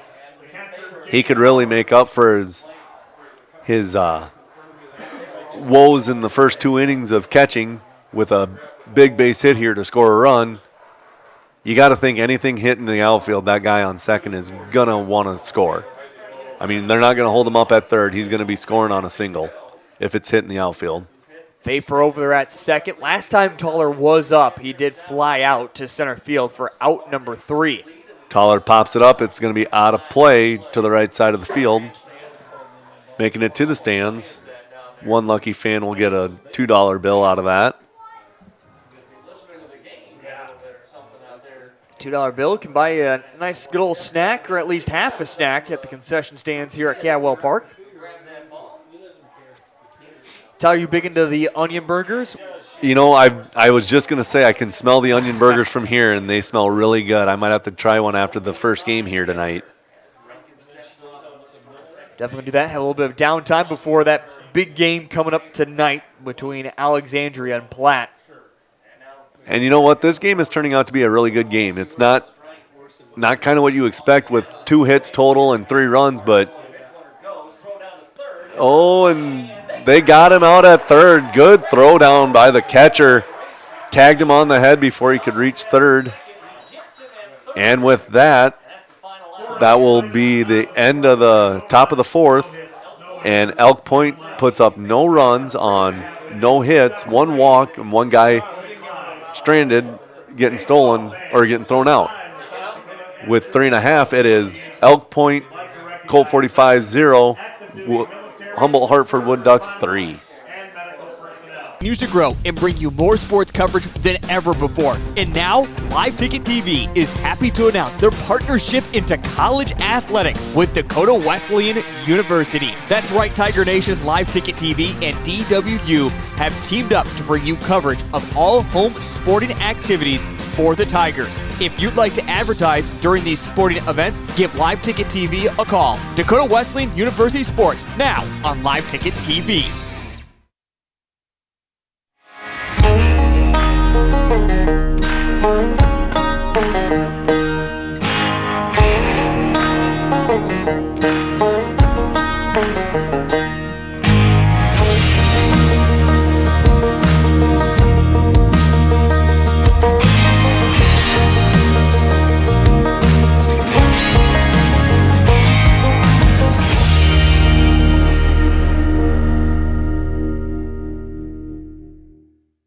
BNS Services, Moving to the bottom of the 4th inning, the Hartford Humboldt Wood Ducks lead it over Elk Point Colt 45s 3-0. Again, in this ball game so far, we have seen the Wood Ducks get 2 runs on pass balls. Only 1 official hit here in the ball game. It will be Brody Herr, Nathan Adrian, and Gage Nelson up here in this inning. As Toller just put the gear of ignorance on. He's going to take his final kind of warm-up pitches to get himself comfortable. Again, we have seen Toller struggle here at the catching spot so far this evening. One of the original Elk Point Colt 45 guys, if you will. Again, a team that was all built on guys over the age of 45. A few of them are still around. A few of them are golfing today up in North Dakota. You know who you are back there in North Dakota right now watching. I know he's enjoying himself. So we're set and ready to go for the bottom of the 4th inning. His first pitch in for a called strike. I will say, though, for the most part, Pick has been pitching a pretty efficient game. Opposed from just a couple pass balls, it's a 1-0 game. Yeah, and by no means, we've seen multiple times someone warming up over in the bullpen. Not seeing that right now, but I'd agree with you. No need to take Pick out of the game. No, he's thrown an efficient game. It's just opportune time for the Humboldt Hartford Wood Ducks. Herr, by the time last time he was up, he was walked. And we have a 1-2 count now to Herr. Doing a nice job. Both pitchers, 4 strikeouts here in the ball game. In fact, 3 walks by Pick and 2 walks by Renkins. Very, very similar stats. The only thing that's really different up here is the score. And a lot of that's just from pass balls. Yeah. I mean, 2 pass balls, 2 runs, and then 1 blue pit to right field scored another run. So it hasn't been a real clean game for anybody. And her will go down swinging. 5th strikeout of the ball game now for Pick here in the ball game. As again we check it back on the instant replay to see this one. As there's 1 away. So now stepping up the bat will be Nathan Adrian, the second baseman. It's the instant replay there, a little lagging right now. And we have pitch 1 in there high for ball 1. Adrian, by the way, 0 for 1 here in the ball game. So he popped up the ball last time up for second out. That last pitch to her, though, I think if he wouldn't have swung, that's right where he was calling them all game. Right on that corner there. And that's where strike number 2 was called on Adrian. You got to protect that outside corner with this umpire. He's going to call it. As we're having a little bit of a lagging issues here. And we have 1 and 2 count now. With the internet. As I think we're caught back up here. Again, just a little bit of a connection issues there for a moment, but good to go once again. 1-2. Tried getting the outside corner there, just a little out. Kind of brought back a little Bob Euchre there, just a bit outside. So we got a 2-2 count now.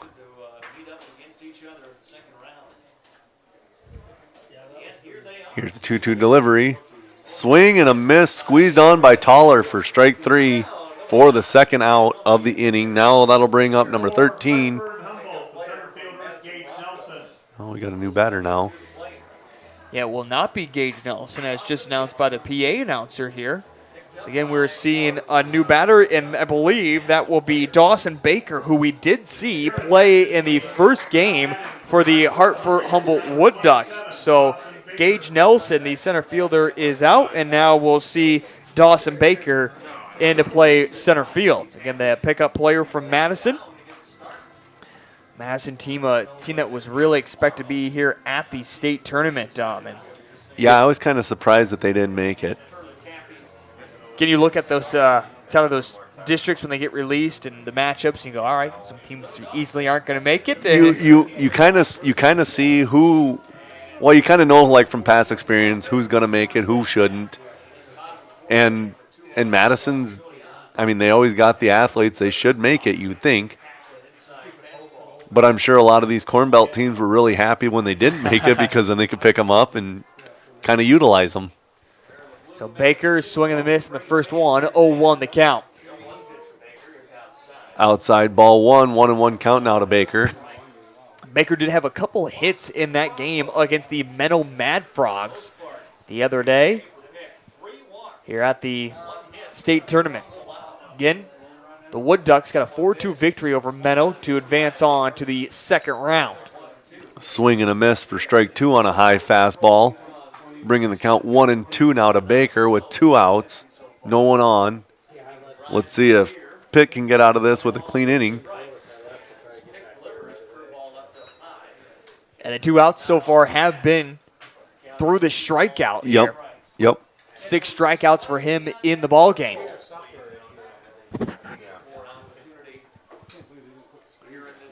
So the deuces are wild here with 2 balls, 2 strikes, and 2 outs. 2-2 delivery, ground ball right up the middle.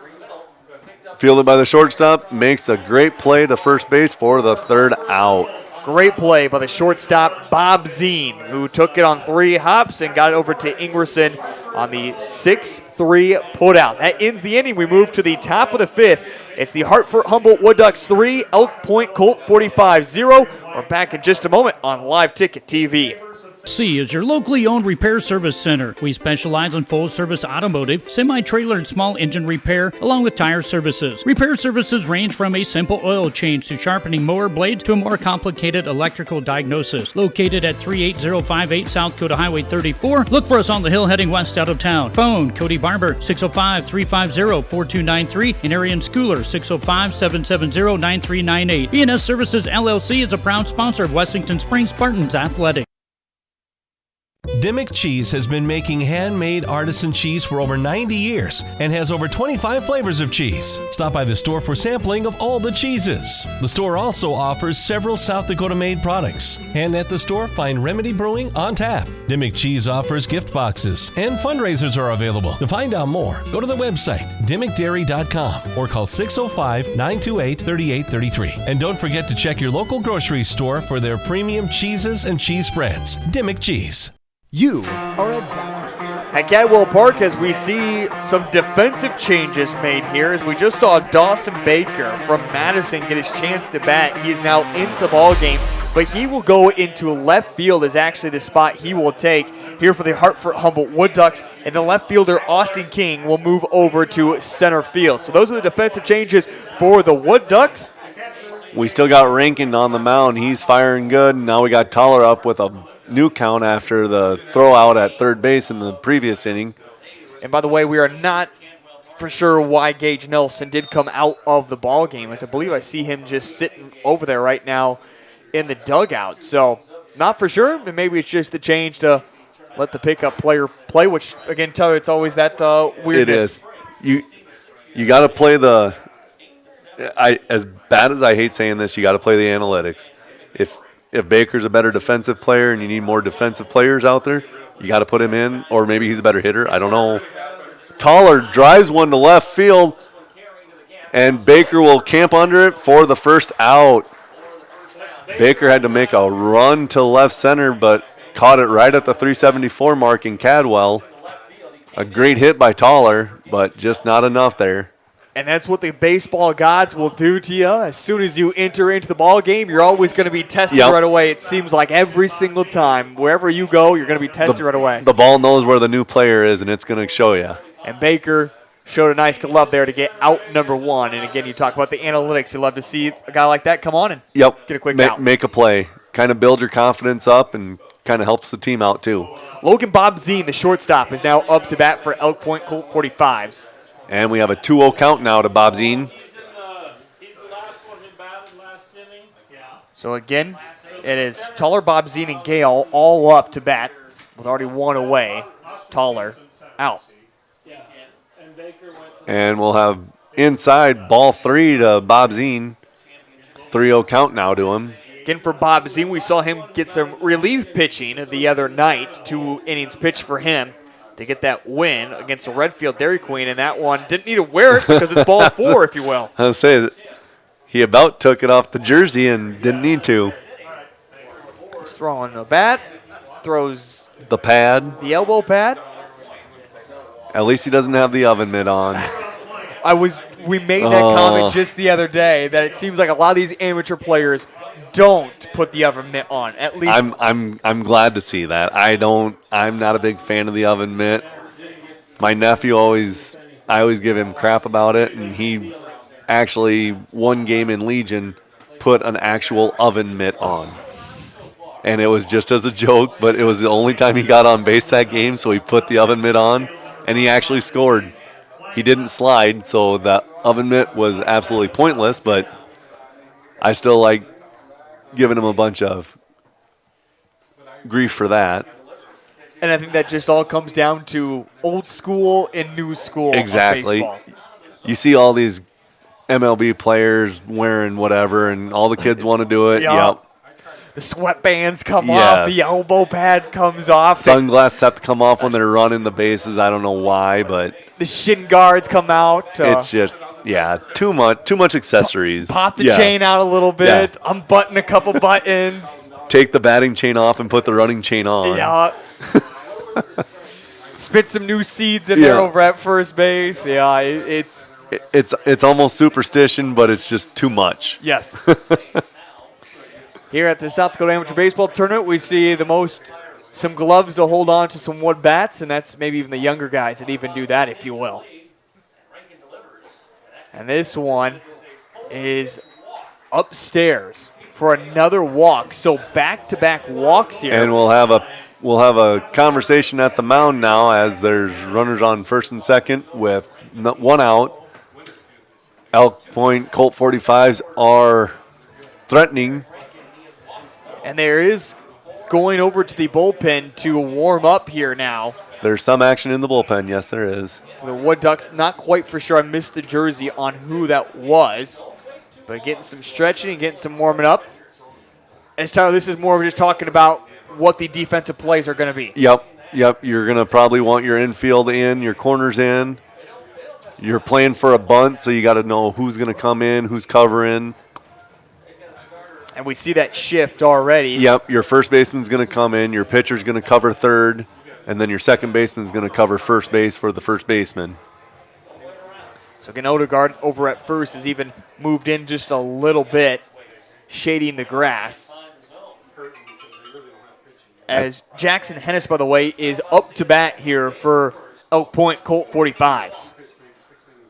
And this is the spot you want right now with your leadoff hitter up and two guys on. And Jackson is one of two. You may remember we started the ball game off with second pitch and a base hit out to center field. So Jackson can certainly put the ball in play. We'd do that again like he did in the first inning. You're looking at least one RBI for him. Good block by the catcher there and making a 2-0 count, though. Again, Whiting, the Legion pickup player, wearing the black and white uniforms for the Wood Ducks. I think a lot of that mound visit, too, was kind of to calm the pitcher down, but so far not looking like it's working with a 2-1 count, though. Yeah, finally fired that in for a strike as it was 6 consecutive balls there, and he was struggling to find the strike zone, Renkin was. Yep. A lot of it's got to be fatigue. You know, you're getting into the middle parts of the innings. There was a shot of the bullpen there that someone was warming up as Jackson will pop this one foul, and 2-2 the count as it takes a large ding on top of us, if you will. We got a 2-2 count now to Hennies with runners on first and second and one out. As that's Clint over there who's warming up in the bullpen, and now it looks like they're sending a second one over there for the Wood Ducks as well. Oh, and Hennies will dribble one right up the middle.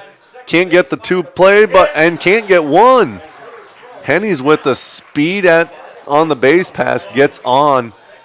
Call that an infield single. Now we got bases loaded for Cole Noctegal, the left fielder for the Colt 45s. Yeah, great run there by Keaton Gale on first to get to second. By the time Herr won to go to second, there was no play. And then Hennis, with his speed, was able to just run it out at first. So bases now loaded for the Elk Point Colt 45s. And now you'll have the corner of the infield playing in because they're going to want to stop any play at home. And Cole Noctegal, the left fielder, is up to bat here. Again, Cole had a good game the first game of the state tournament with, I want to say 2 or 3 hits. And Cole swings that one low, bringing it to 0-2 count for Noctegal. Steps out of the batter's box in frustration with himself. Going down quickly, 0-2 in the count. Kind of got to collect yourself now on this one. You can't leave 3 runners on. Here comes the 0-2 pitch to Noctegal, and he offers at it. Did not go. We got a 1-2 count now to Noctegal.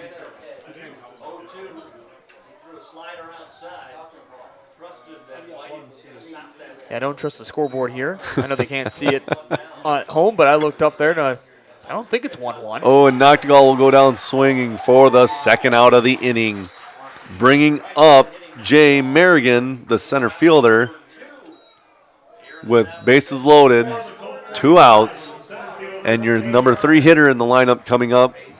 This is the spot you want right now. You want your third hitter to maybe put the ball in play and score 2 runs here. The 5th strikeout, by the way, there for Renkin here in the ball game. So, as you mentioned, a very big moment right now for Elk Point Colt 45s. And you got to think anything hit into the outfield, Gale is going to score from second. Again, Merrigan batting a .384 coming into this state tournament. So a really good batter, if you will. In fact, if you look, he is statistically the best batter on the team. So Tyler, this is a very good spot for Jay, but already down quickly 0-2 in the count. Yeah, that last pitch hit that corner, and that's where that ump's been calling it all game. So you got to protect that corner. The 0-2 with bases loaded, 2 outs. Here at the top of the 5th for the Elk Point Colt 45. Jay Merrigan trying to make some offense happen. The 0-2, this one up in the count now 1-2. That there was just a waste pitch. He knew he could probably get him swinging for it, so you have to throw it high. Yeah, exactly right there. Just make him try to chase one in the zone, but a nice job for Jay to know what was coming and stay patient as well. So again, now the count 1-2 with bases loaded. Bob Zine over at third. The 1-2 is low. Kind of in that corner once again, but just couldn't quite paint it enough. Yeah, it was just a little low, I think. But, again, with 2 strikes, though, you don't really want to watch something that close. You gotta be picky. So the deuces are now wild with the bases loaded. For Merrigan, the 2-2, and this one foul the way off. down the left field line, out of the ballpark. Someone in the parking lot's going to find that and get $2 before they even enter. About 5-6 kids will give chase after it as well. Best of luck to finding it out there amongst the cars. So we'll do it again. 2 balls and 2 strikes. The 2-2 pitch, and this one is going to be ball 3. Nice job by Jay to battle back in this. That was close. Now you're going to see the runners going. The play will be at first on anything hit. All the runners will take off on the pitch. So again, it's now full with Renken nowhere to put him. Bases loaded. The payoff pitch. This one popped up. It's going to go foul, giving chase to it, and it's going to fall as Herr could not catch up to it over at third base. And again, Merrigan continues to battle this at bat after going down 0-2. Saw 3 balls and now 2 foul balls. I don't know if the grounds crew kids know that they can't turn them in for money, but they were really battling for that foul ball. Now we'll do it again. Full count. Runners are going to be running on the pitch. Renken sets the 3-2. This one is a line drive to right center, blooped in, scores 2. Gale will score with no throw home, and now we have runners at the corner with 2 outs. A big hit there by, was that Merrigan? Yep, Jay Merrigan. Merrigan with the big hit, 2 RBI single, and we will have a mound visit here. And it looks like we're going to make a pitching change as the pitcher coming in from the bullpen. Once we get the number of that pitcher, we will let you know who that is. Number 18 coming in for Humboldt Hartford, as there is no 18, at least. Number 48 is 48 coming in. So we'll see the pitching change with, again, 3 hits in the ball game, but that 3rd hit now makes it a 3-2 ball game in the top of the 5th. We're going to step aside for the pitching change. When we come back, we'll bring you the pitching change and all the defensive changes. That's on the way next on Live Ticket TV. Dynamite contractor. Your younger brother Gary is a slightly less dynamite contractor, but together you make Mom proud. Look at you two, and look at your crew. Brenda the calculator Cutler, Bill the drill Robinson, and then there's the new guy. New guy struggles with stairs, and that'll cost you.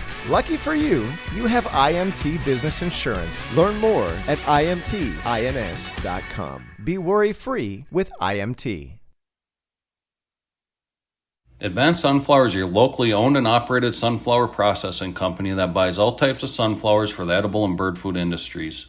They market sunflowers domestically and internationally, so they have a wide range of options to get you the best price for your sunflowers. Most advanced sunflower contracts have an Act of God clause, so you don't have to worry if Mother Nature takes a toll on your crop. Give Jared or Danny a call to get you the most profit out of your sunflowers.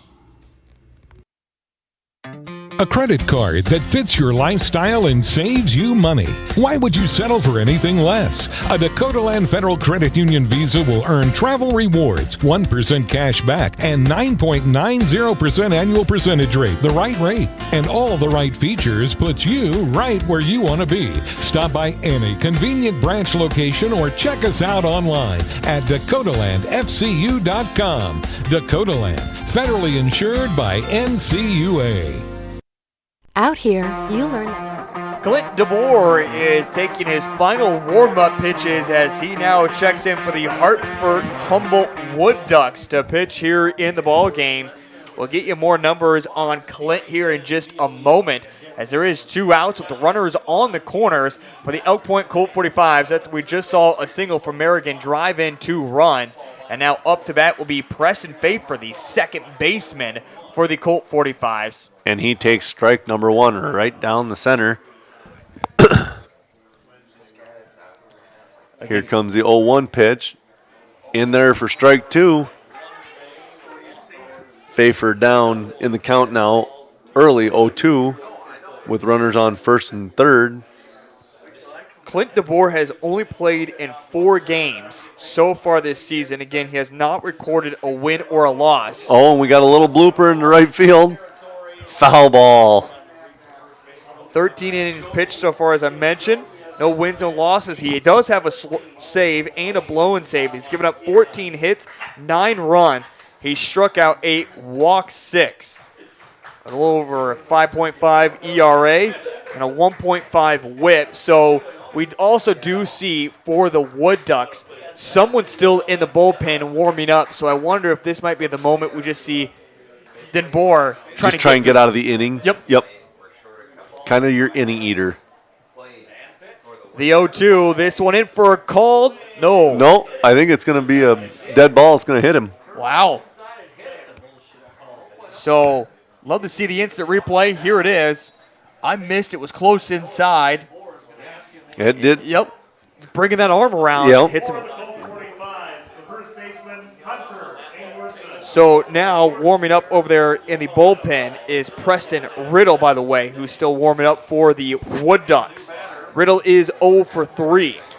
And now batting for the Elk Point Colt 45s is Hunter Ingwerson, the first baseman, with bases loaded now.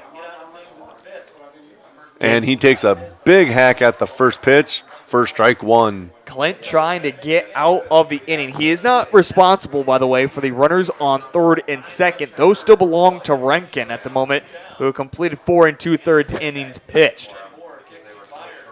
And we have a low strike, swinging a miss for Ingwerson.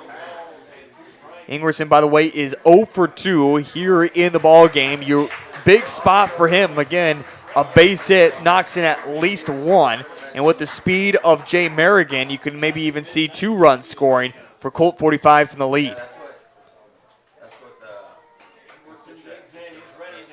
Here's the 0-2 pitch. Swing and a miss, strike number 3. Limited the damage on that one as we see the instant replay on that strikeout. Clint comes out and gets the all-important third out, as Renken will finish the ball game 4 2/3 innings pitched, giving up 3 hits, 2 runs, both earned walk 4 and struck out 5. Renken threw 84 pitches here in the ball game. But Colt 45 strikes, scoring 2 runs here in the top of the 5th. Hartford Humboldt still leads by 1. The bottom of the 5th coming up here in a moment on Live Ticket TV. Keep growing, you have to keep changing. CHS and the farmers and ranchers we serve know all about change, because together we've changed agriculture. That's why we're the largest farmer-owned cooperative in the country. So farmers own the system they count on, with advantages at every step. From innovative tools that help crops grow, to grain processing expertise, to energy solutions, we create connections to empower agriculture. Learn more at chsinc.com. Burke Livestock Auction is a family-owned livestock marketing center in Burke, South Dakota. We are located in south central part of the state. Cattle sales are held weekly on Saturdays, with approximately 65,000 of south central South Dakota and north central Nebraska's finest feeder and breeding cattle marketed annually. Mark your calendar for our September 21st fall calf and yearling sale. Sale starts at 9:30 with lunch to start at 11. Burke Livestock is a proud supporter of state amateur baseball. When it comes to sports bars, the Sports Center in Larchwood, Iowa has put themselves above the rest. They open bright and early, 7 a.m. on weekdays and 10 a.m. on weekends, so you can start your day off right with them. And speaking of starting your day off right, they have daily food specials that will have your taste buds jumping for joy. The best flatbread pizza in the area, top-notch burgers, and don't worry, they have the best salads as well. The Sports Center in Larchwood. If you haven't tried it yet, put it down as your next destination. Back at Catwell Park, it's the bottom of the 5th inning as Whiting will lead things off. Sees the very first pitch and is going to foul it off. We'll see Whiting, McDonald, and King all up to bat for the Hartford Humboldt Wood Ducks. But Tyler, good top of the 5th inning there for the Elk Point Colt 45s. Yes, very good. Opportune hits. Leaving too many guys left on base, so I feel like they could have got a lot more runs there. Now we got a 1-1 count now. We still got Pick is pitching for Elk Point. Pitching a pretty good game so far. Just a couple mishaps in the first 2 innings. Putting all those P's together can sometimes be a mouthful. Yeah. We also do continue to see Beck warming up there in the bullpen.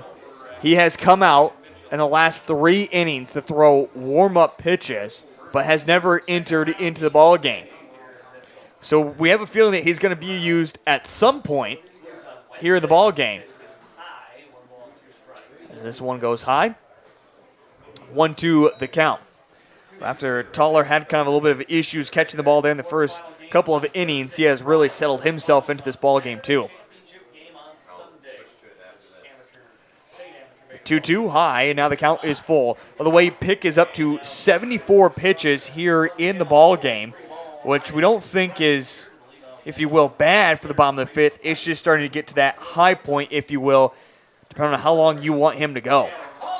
Ooh, we got call strike 3 for the second out. Or first out. First out? Yep, first out. Okay. Strikeout number 7 as well for Pick. So again, we talk about his performance on the mound. It has not been bad, and with 7 strikeouts, that certainly shows you. Giving up again 3 runs here in the ball game, just 1 earned and just 1 hit for the Wood Ducks. Tyler, you certainly wouldn't make any change, if you will. You've liked what you've seen from Ashton Pick here in this ball game. Oh, absolutely. He's been pitching in a really efficient game. He's been hitting the corner just where the ump's been calling it. Like I said, it's just been early miscues by the defense that given up 2 runs and just haven't been able to come back from it. It's now a pitch outside for a ball as the batter up is Camden McDonald.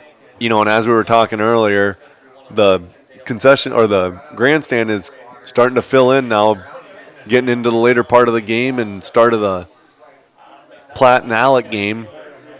Yeah, pay attention to that game as well. Not come up at 7:30. Yep. By the way, always 2 hours apart. They space them here, and I've been coming here for about 5 years now. And I have never seen seen it on time. Yeah. But it has always been that way, and I don't think it will ever change. It won't. No, you can't ever put a time on a baseball game because you could put 3 hours on it, it's going to go 3.5, or you can put 2 hours on it, it's going to go 3. I can certainly tell you, though, I don't think a 9-inning game is going to go an hour and a half. Yeah. You know, there was one game a couple years ago. It was Dimmick Emery playing Winter Cologne. And it went a full 9 innings, and it took like an hour and 25 minutes. Wow. And another strikeout here for Pick. Back-to-back strikeouts in the bottom of the 5th inning. And Tyler, you have a little bit of a feeling that momentum might be starting to shift as well. Yeah. The Colt 45s, they kind of got the momentum on their back now. They put up 2 runs in the top half of the 5th inning, and now they've sat down the first 2 batters pretty quickly. We'll see if he can set down the 3rd one and kind of get him back into the dugout to put some more runs up for him. King, now the new center fielder, is up to bat for the Wood Ducks. Again, the Wood Ducks in the orange uniforms. Both teams boast orange and white uniforms. Kind of something funky, you would say. Don't see a lot of teams wear orange, if you will. I believe, and someone's going to have to correct me if I'm wrong, there are 3 teams that wear orange uniforms, and all 3 of those teams made it to the state tournament this year. The 1-1 swung at, missed, 1-2 the count. I won't put that on Toller because I think that ball was kind of in the dirt when he swung at it. Yeah, unconvincing swing, certainly, from King. Yeah, it kind of looked like he wanted to hold back but couldn't, so now that'll bring the count to 1-2 on King. With no one on and 2 outs, let's see if Pitt can get out of this inning clean. Tried painting the corner, but that was a little outside. Evens it up 2-2 with 2 outs now. By the way, King here in the ball game, 0 for 2 so far today, has not been able to get a board for his team. Big moment here for Pick, trying to put 1-2-3 in order. The 2-2 pitch, and this one low and dropped by Toller as it gets by him as he was kind of standing up there. Now we'll have a full count to King. We'll see if Pick can win the battle or if King's going to walk.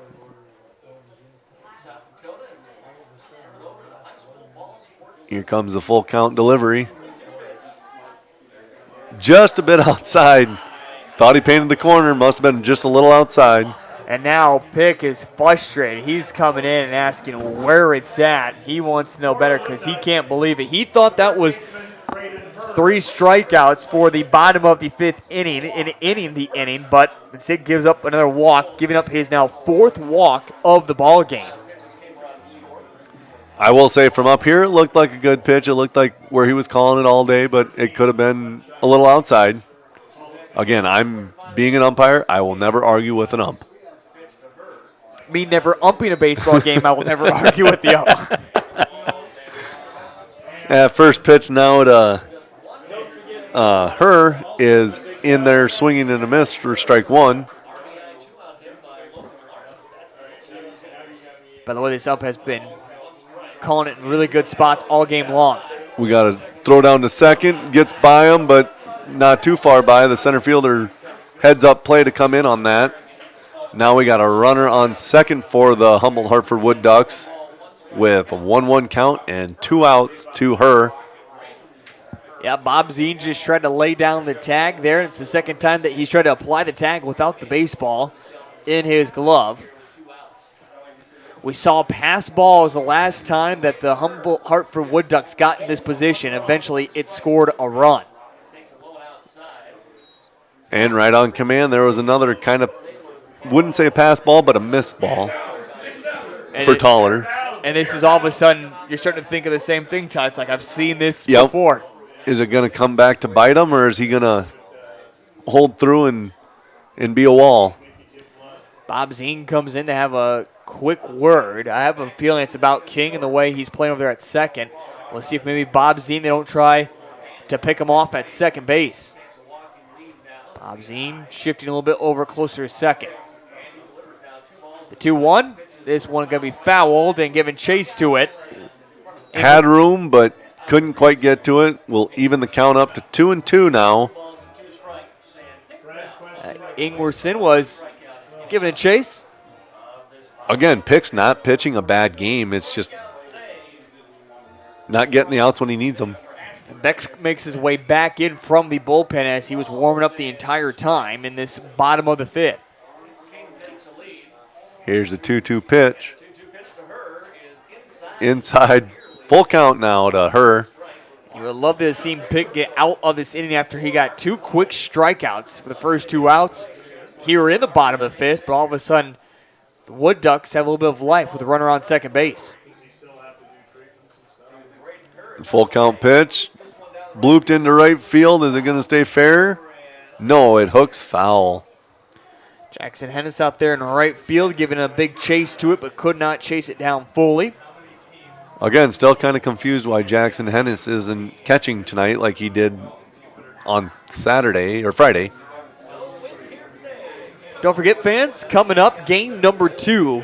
It's Platt and Alexandria. As 2 Sunshine League teams. crowd starting to continue to file in, getting bigger and bigger for that evening game. Here's the full count delivery. Fouled down the third baseline. Good stop by the third base coach. Not quite for sure who that is. Trying to get a number there and not exactly for sure. Like you said, a good play nonetheless. Full count payoff pitch again. As Her has battled nicely here in the at-bat. Again, fouls one back to the fence or to the backstop. 3 straight foul balls for Braden Her here in the at-bat to keep it alive. And again, with a runner on second base, Pick now up to 96 pitches thrown in the ball game.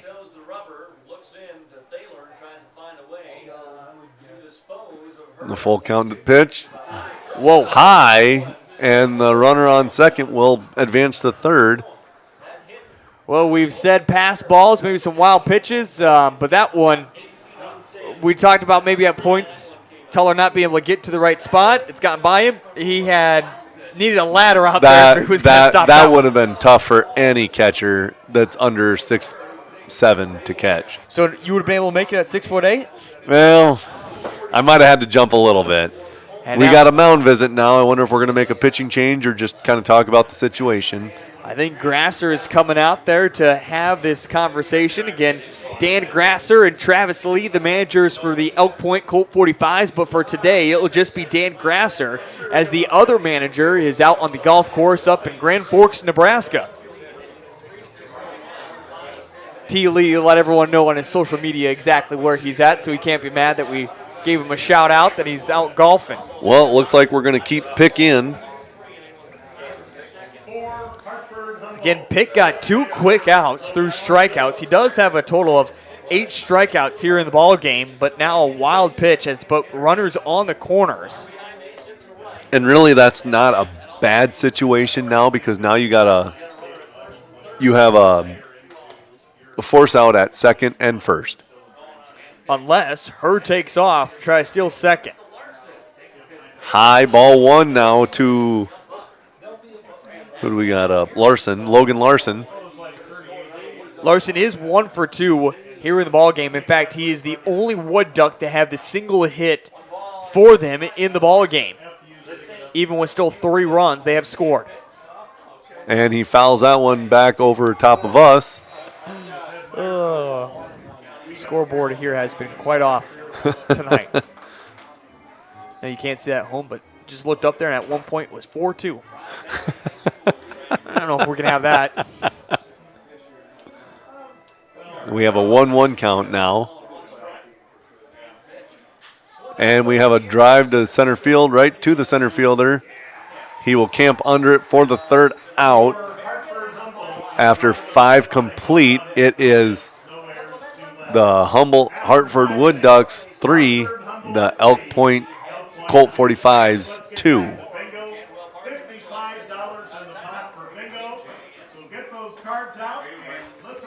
Say there was a place, the perfect place for the everyday things you need to take care of around the house. The squeaky hinges and burned out bulbs. The toilets that run and faucets that don't. That perfect place wouldn't be a warehouse. It'd be just the right size. It would be an Ace. Around the block, what you need in stock, with people who know their stuff. Welcome to the Home Convenience Store. Ace is the place with the helpful hardware, folks. What started out to be a small community celebration has grown into an attraction that draws literally thousands of people each year. Mark your calendars for June 19th, 20th, and 21st, 2025 for the 75th Annual Tabor Check Days in Tabor, South Dakota. Check food, check music, and check hospitality await you in Tabor. Check Days is sponsored by the Tabor Chamber of Commerce and proudly supports the Tabor Bluebirds and Bonhomme High School athletics. Sun Gold Sports is proud to call Mitchell and Huron home. With over 50 years of experience, we are here for all of your printing needs. Whether it's for your business, school, or personal, we are your one-stop custom shop. Screen printing, embroidery, vinyl, banners, trophies, awards, and so much more. Give Steph a call at 605-6 770-6829. Sun Gold Sports of Huron and Mitchell. We print T-shirts. Denboer is still out there to pitch for the Wood Ducks. We thought we might see him just come on quickly to get out of the 5th inning, but instead he is going to get the nod, and the Wood Ducks do not have anybody warming up in the bullpen at the moment, so they're going to say, Clint, fire away. Again, he coming into this state tournament has only pitched in 14 innings, so just not a lot of numbers on him, and this is a Wood Ducks team that has, 7 different guys that have pitched throughout the season, so we'll see how long Clint stays out there for the Wood Ducks. As this one outside, it's 2-1 the count. As the batter up is the pickup player from Lennox, Chancellor Worthington, Brent Duncan. We'll see Duncan, Toller, and Bob Zine all up. And this one, a ground ball picked up by Adrian. Throw over to first is going to be in time for the 5-3 putout. It seems like we haven't called that much yet here in the ball game. There hasn't been a lot of infield outs. They've been a lot of flyouts. That are strikeouts that we've seen. Both teams combined, 15 strikeouts in the ball game. I kind of have a feeling maybe Humboldt Hartford is going with Denboer here just for the simple fact of having a lefty pitcher, kind of give him a different angle of the batter. And you're saying, hey, why not let Clint go until things start to maybe look bad? You know, if he's pitching an efficient game like he has the last inning in the 3rd, why not? We're also giving up an update. Only 9% of the pick'em brackets had either one of these teams making it to the quarterfinals. And again, the Wood Ducks drew the Meadow Mad Frogs in the first round, but I think everybody out of those brackets probably had Redfield Dairy Queen making it to the quarterfinals, if you will. The team that came in undefeated to the state tournament was bounced by Elk Point. Toller with a ground ball to the shortstop. Oh, it goes right under Hur's glove. Toller makes a hard round to second. So now we have seen both Hers come up with an error in the ball game. Brody, the third baseman, just there, and Braden earlier. We got number 14 courtesy running for Jay Toller.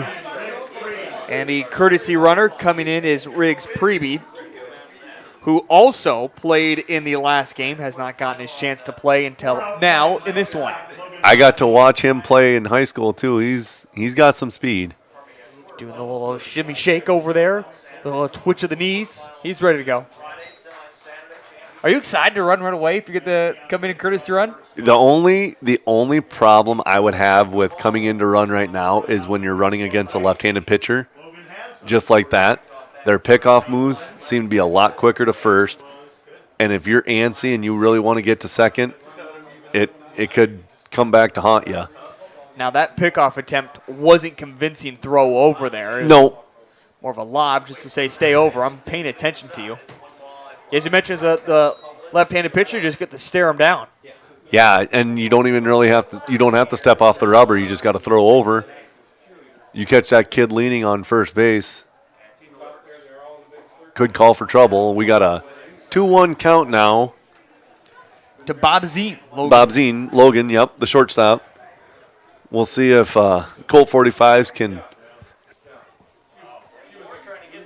get some more offense. Get some more runs in. Put up 2 there in the top of the 5th to make this a 3-2 ball game. Again, going back into this one, recapping if you're just tuning in, the Wood Ducks scored a run in 1, 2, and 3 innings. The first 2 runs they scored on a pass ball. Again, just one actually official hit for the Wood Ducks in the ball game. And we have a foul back to the netting. Be a 2-2 count now with 1 out.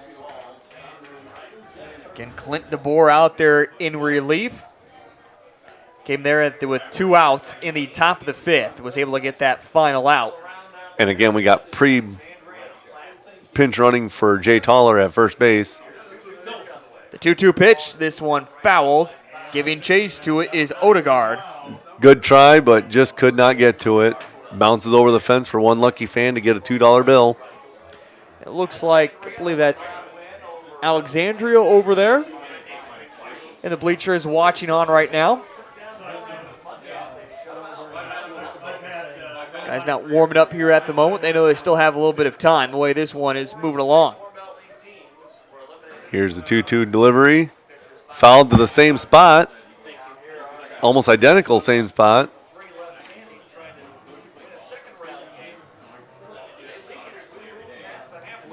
So 2 balls, 2 strikes, 1 out, and again, runner on first base for Elk Point Colt 45s. Denboer already up to 20 pitches in relief. Oh, and that was a pretty close pitch to lay off, leaving it a full count now for Bob Zine. People up here in the broadcast booth thought that was going to be strike number 3, but now the count full. And there's strike 3 now for Bob Zine as he goes down swinging for the second out. Now we have Keaton Gale, the Legion player from Elk Point Jefferson, batting with 2 outs.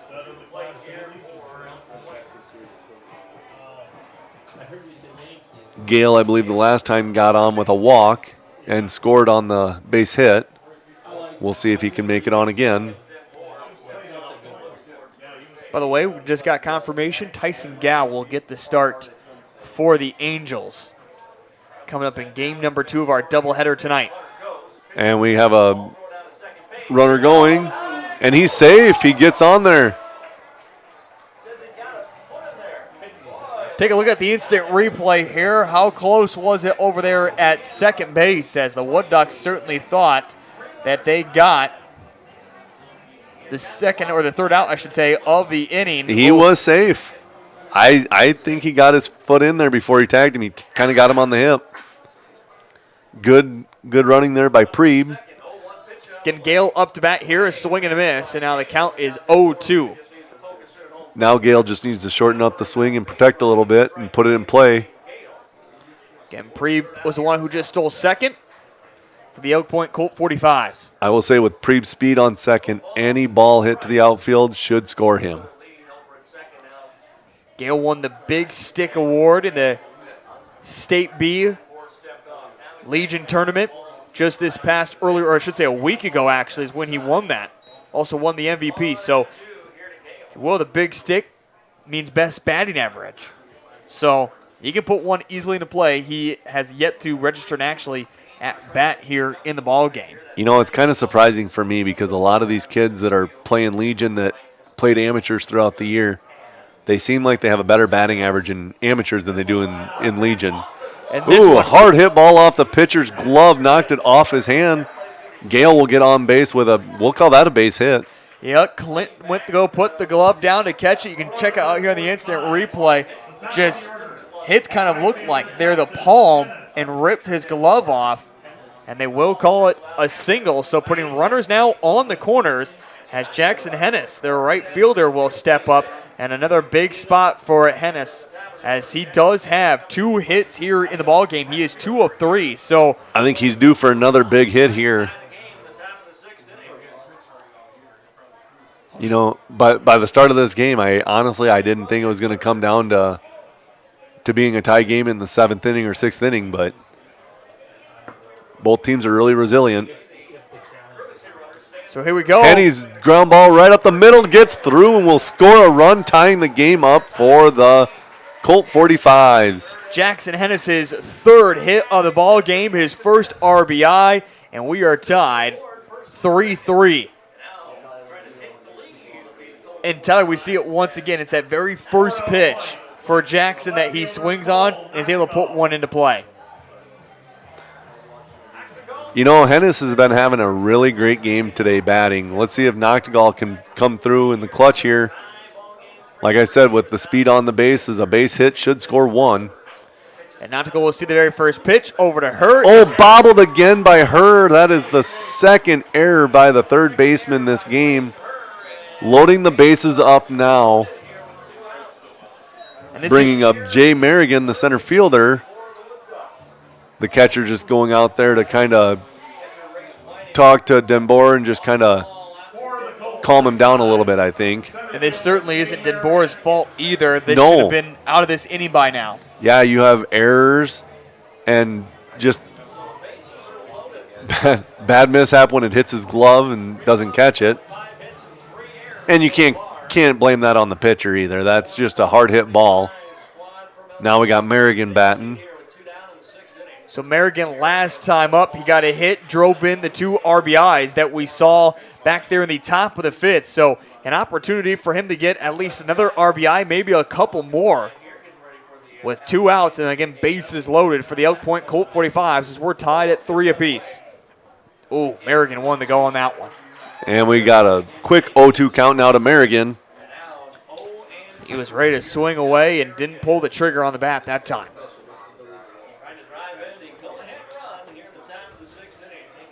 So again, 0-2 to Merrigan. Then Board trying to get out of the inning. The 0-2. There was your defensive swing for Merrigan. Just kind of playing defense there on the at-bat to stay alive. So again, 0-2 the count.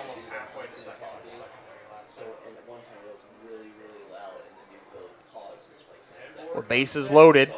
The 0-2, this one fouled off into the netting again. So back-to-back foul balls from Jay Merrigan. Denboer's got to have, 30 pitches now? 33 pitches. 33? In relief, he has now completed 1 full inning, by the way, and nobody warming up in the bullpen either for the Wood Ducks. I wonder if we won't maybe see a change here eventually. And we got a ground ball to the right side. Nobody covering first. It's going to be and he's going to make it on the head first slide to first base. You always teach your kids in Little League, never slide head first into first base, but when opportunity knocks, you got to go for it, and that scores Gale, putting the Elk Point Colt 45s up 4-3 and counting. A crazy sequence there as Denboer didn't cover first. He needed to do so. Odegaard had to make the play as a first baseman, as you say. Merrigan, maybe not the fastest of speed, running down the first base line, and just in the end knew he would only get in if he dove, and he did exactly that, and in the end it works out. And we have a pop out into foul territory, and Braden Herr will take that for the 3rd out. Not after Elk Point Colt 45s put up 2 runs on 2 hits, 1 walk, and 1 error, and leaving 3 on base after 5.5. It is Elk Point Colt 45s 4, Humboldt Hartford Wood Ducks 3. Say there was a place, the perfect place for the everyday things you need to take care of around the house. The squeaky hinges and burned out bulbs. The toilets that run and faucets that don't. That perfect place wouldn't be a warehouse. It'd be just the right size. It would be an Ace.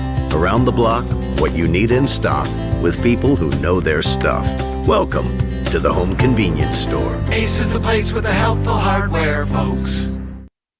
Prairie Valley Farm, Charlotte, is located in Platte. Since 1980, David has worked with his father, family, and hired men to provide bulls with the best health, management, selection, and genetics to produce a quality product to meet the customer's needs. Mark your calendar for their annual bull sale on the 2nd Saturday of April. Check out their website at pvfcharolais.com or give David Mason a call for more information. Prairie Valley Farm Charlotte is a proud supporter of all Black Panther school activities. Remember, U.S. beef, it's what's for dinner.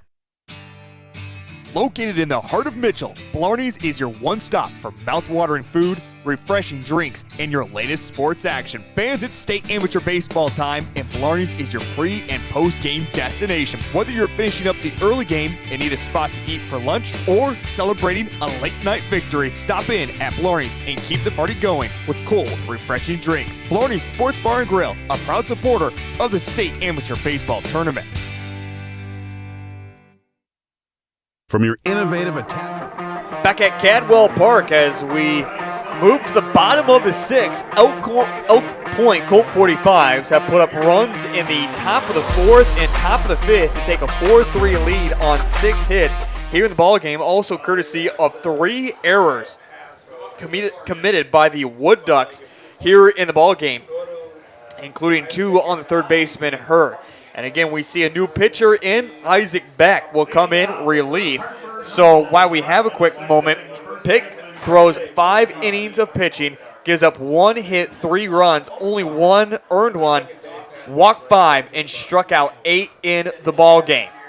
As Beck will see the first pitch thrown in, it's foul, and this one, Ingerwood can't get to it right in front of the dugout. And it's 0-1 the count. You know, after watching Beck's first pitch, kind of seems like he's just going to be one of them junk ball throwers, kind of give you that off speed or different speed from what you saw the first pitch. You know, he's just going to throw strikes, and we got a ball hit to right center into the gap, and we are looking at a triple here.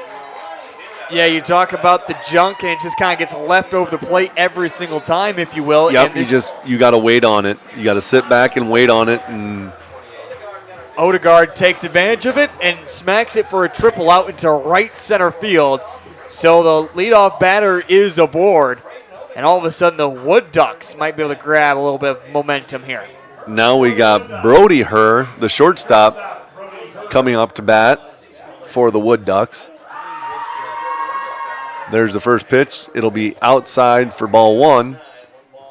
Well, fans, if you're going to make your way here, if you're still over in the Alexandria area, starting to fill up here at Cadwell Park. Still a few seats left, but it's starting to get full. Tyler, who's here more? More Platte fans or more Alexandria fans? You know, I'm seeing a lot of Alexandria fans, but also there's a lot of red tomato hats out there too. They're kind of blended in because, of course, they're really familiar. Hanson and Platte, pretty familiar in sports, so they know a lot of people and kind of sit in different areas. Also seeing some blue for the Hanson Beavers, if you will. People wearing those kind of shirts, so they can just kind of blend in all together. I was going to say there's a lot of blue, a lot of red out there. This one fouled off for her.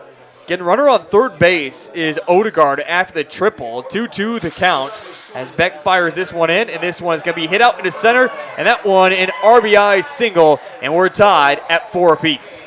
Good hitting there by Brody Herr to put the ball in play, scoring Odegaard, and now we have Nathan Adrian coming up to bat. Well, we talk about the junk that Isaac Beck throws. It works if you can get him into routine ground balls or pop flies, but if you hang a curveball there, good hitting teams are going to capitalize on that. That's exactly what the Wood Ducks have done. Back-to-back hits. And again, coming into this inning, they'd only had one hit so far in the ball game. And now all of a sudden have 3 hits and a run scored, tying up the ball game. So 0-1 the count. Adrian, by the way, is 0 of 2 here in the ball game. 7:30 fans, so if you're tuning in for that Alexandria Platte game, again, that's not going to happen for a while yet. And we have a bunt down the first base line. It will scoot foul. Beck will push it foul more, but it was foul already. By the way, Beck a bigger guy, and he certainly sprinted off the mound and said, you're not going to lay that stuff down on me. I can move. He can move. He can move for his size. I will give him that. He was ready for it. So we'll have an 0-2 count now to Adrian with a runner on first and no outs. Beck looks for a sign, gets it, delivers the 0-2 pitch. And fouled off, kind of a defensive swing again, and that little kid's going to want to reach through that net to get the foul ball, but not happening. Sid, the bat girl. So the ball girl will get it. She doesn't make any money for it. It's her job. Here, pick off attempt, gets past, and Herr will take his place at second base on the aired throw. Yeah, one that Ingerson had the reach across his body to try to grab it and just went off the front of the glove there. Now Herr will make his way over to second base. Now they got a runner in scoring position with no outs. It is an error, by the way, on Beck. Ground ball to the shortstop. Tough play, makes the stop. Kind of an aired throw into the dirt, and we will have runners advancing to second and third now. So it's going to be a hit and then error called. I would say E6 on that one on the shortstop. And it looked like it did take a weird hop as it went into the dirt at first over there. Usually those ones don't spike up that high, so probably just hit kind of a spot where a cleat was digging in earlier and just getting spiked up in the air. Now we'll have Dawson Baker coming up to bat. He's the pickup player from Madison. He took over in left field in the fifth inning. Second time that we have called his name here in the ball game. Up to bat. Last time, grounded out 0-1 for the ball game, if you will, for him. And he grounds it to shortstop. Shortstop looks the third baseman back, throws over to first to get the first out. And that one helped out as Bob Zine as well was playing in the back of the grass there. That was a good play by Bob Zine to look the runner back and throw it to first, preserving that run to keep it a tie ball game.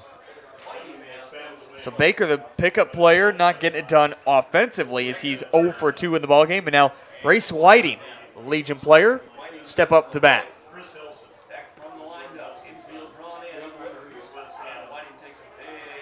His first one in for a college strike. Man, the way that one looked like it came in, if I was Whiting, I would have been all over that one. Oh, yeah. Yeah, that's one you don't want to let go by twice. I will say, though, I wonder why the Legion players are batting better in the amateur ranks than they are in the Legion ranks. Maybe the pitching is better in the Legion ranks. I don't know. Yeah, I say sometimes the younger guys maybe have a little bit more junk, if you will, or speed on the ball.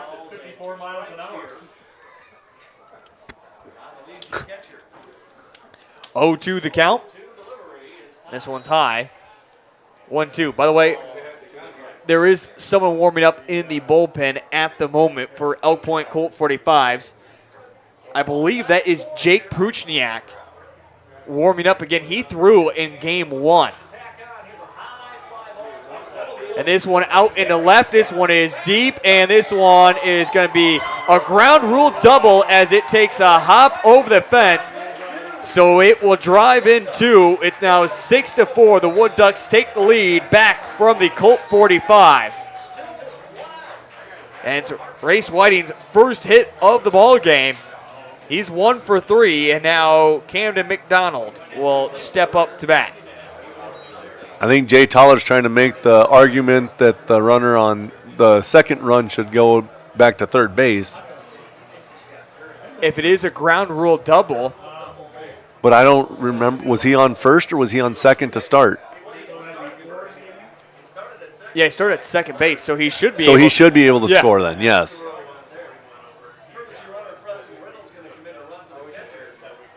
Preston Riddles is pinch running.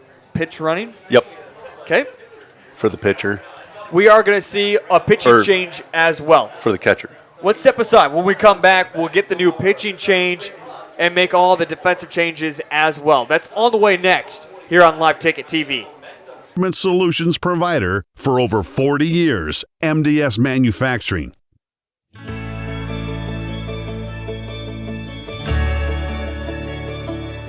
One of a kind, revolutionary,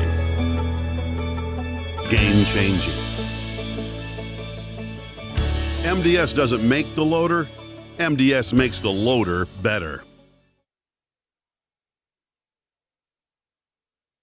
As the weather warms up, so does our time outside. If you've been putting off your next home project, then Elite Renovations in Platte and Mitchell is ready to help. If you're looking to upgrade or update your roof, siding, windows, doors, and decking, they've got you covered. Interior trim, flooring, cabinets, tile, or drywall, they got the crews. Book a free consultation to discuss your options. Visit their website at elitereno-sd.com to get started with your summer project.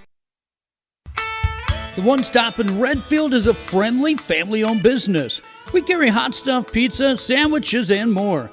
Before you take a trip, or if you're just out and about, stop by and fuel up with Sinclair gasoline from E30 to E85. Use your Dino app for extra savings and your Pump and Save card for free stuff. Don't forget to visit the automatic car wash for that spotless shine. One Stop in Redfield is a proud supporter of all school sports and activities. Triatel is a telecommunications company that serves over 10 small communities. And just because you live in a small community doesn't mean that you can't get good service. For me, it's really important to be able to work remotely here in the country. If you live in the Triatel service area and you're looking for a good, reliable, high-speed internet connection, we've served our members for 65 years and we're going to be serving you long into the future.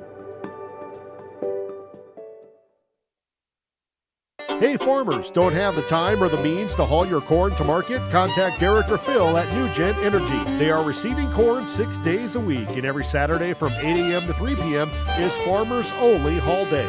Located in Marion, South Dakota, NewGen Energy also sells distillers and corn oil.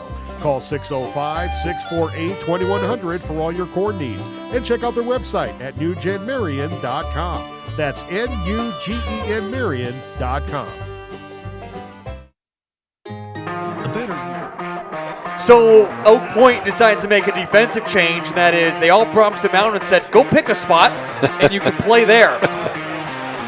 Bob Zine said, I'll take the pitching duties, and that will happen that way. Hennis said, how about I go back to catching? They said, all right, Dan Grasser agreed with that move. They said, Keaton Gale, how about you go over to third? Toller, where do you want to go? He's like, I don't want to squat anymore for catching, so how about I take first? And then Ingerson needed somewhere to go, so he went to third. But Brett Duncan, the DH, wanted to play some baseball, so they sent him to right field. I feel like they just played musical chairs. So those are your defensive changes. Basically, everybody swaps the spot. In fact, 6 different guys move around.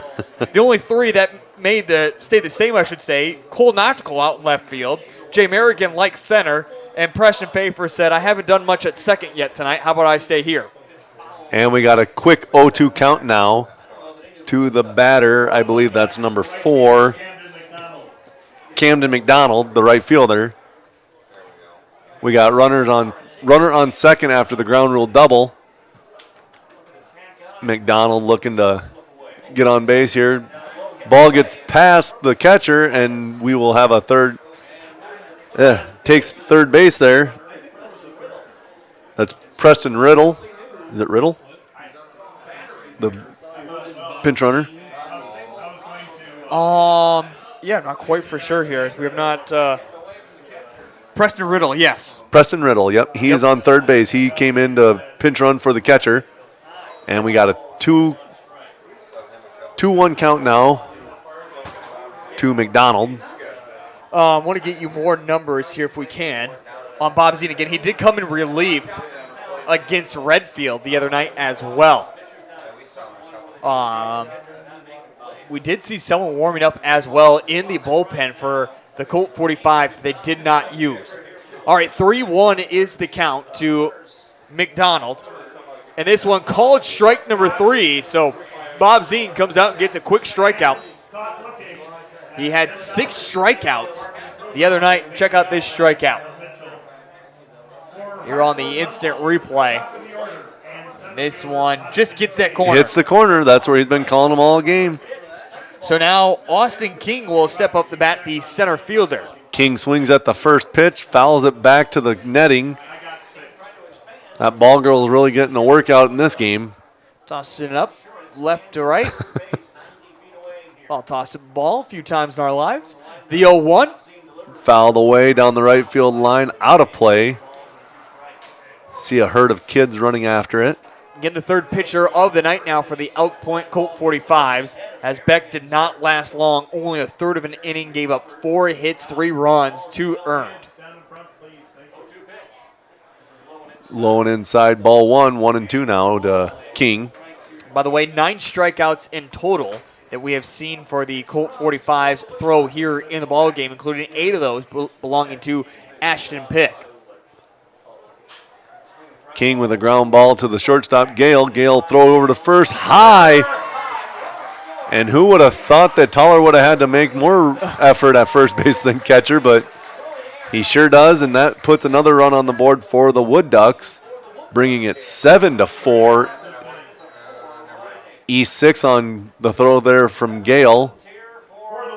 And again, I believe it was what? 6, 7 people that had the Wood Ducks making the quarterfinals? 12 did? I think they might have all been Wood Duck fans that picked them to make it to the quarterfinals in the Pick'em Challenge. Or it was just somebody that liked the mascot. That could be too. That also happens quite a bit. Sometimes people pick by color. Sometimes they pick by mascot. Which what? The old Oregon Ducks color, if you will. Yep. Used to be the traditional orange and green before Nike stepped in. Bob Knight decided to say, wear whatever you want to for every game. Oh, and then we got a little blooper right over the second baseman's little Texas leaguer, and we have a no play at the plate, scoring another run for the Wood Ducks, bringing the score 8-4 now. And now 6 hits for the Wood Ducks. They wouldn't be that smart. 8-4 now. The Wood Ducks lead it over the Colt 45s. Making some jokes up here about the Wood Ducks. I don't mind them.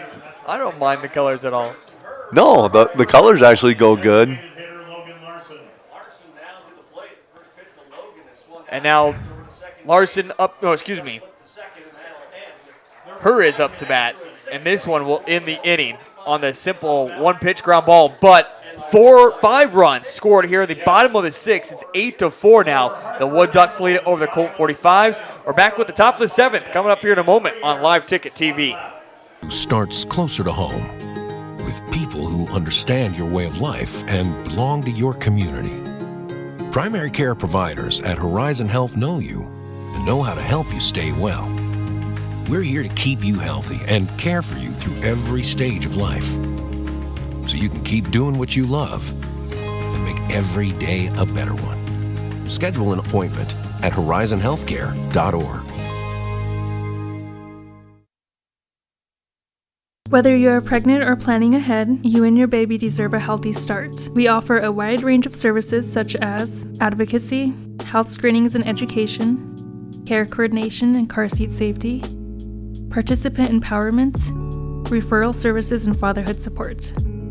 To learn more about Great Plains Healthy Start, visit greatplainstravelhealth.org or call one of our 5 service areas today. Brought to you by Great Plains Healthy Start, so that the people may live.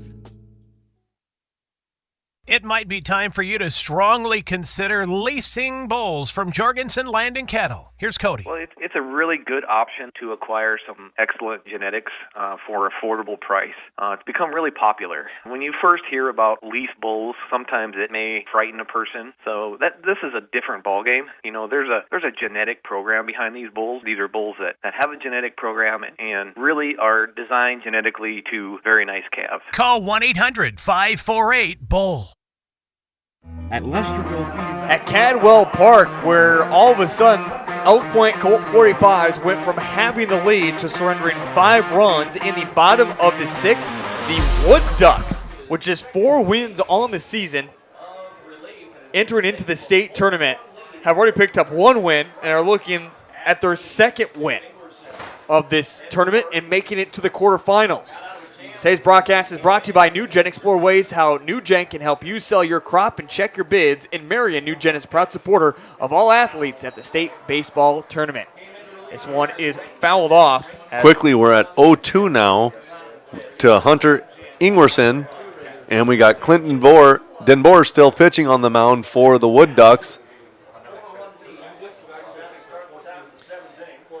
Denboer lines up for the 0-2 pitch. Here's the delivery. Fouled away down the third base line.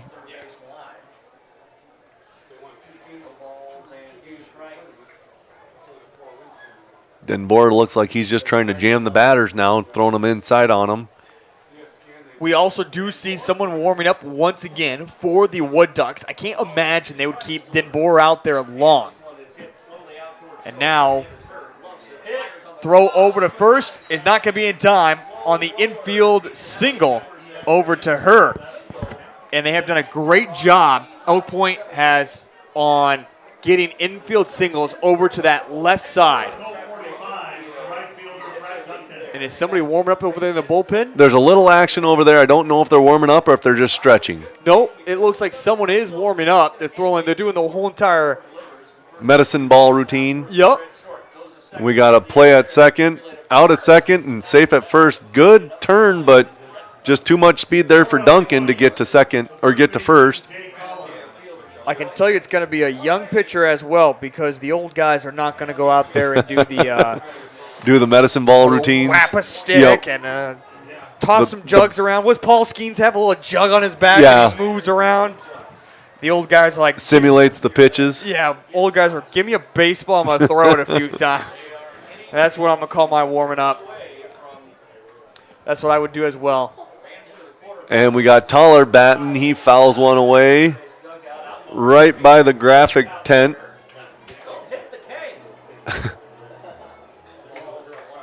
You can always tell where the foul ball goes because there's 800 kids that run over that area. I was making a joke the other day, Tyler, that I would love to have these kids out there on the golf course with me so when I shank my shot off to the right, they can chase it down for me so I know where it goes. Well, I hope they can swim because mine usually go into the water.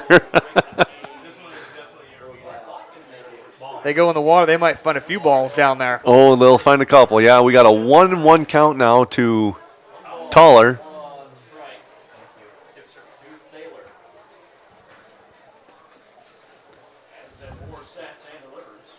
Toller drives one to left field. Baker catches it. Good play by the left fielder for the out. Gets it in quick enough.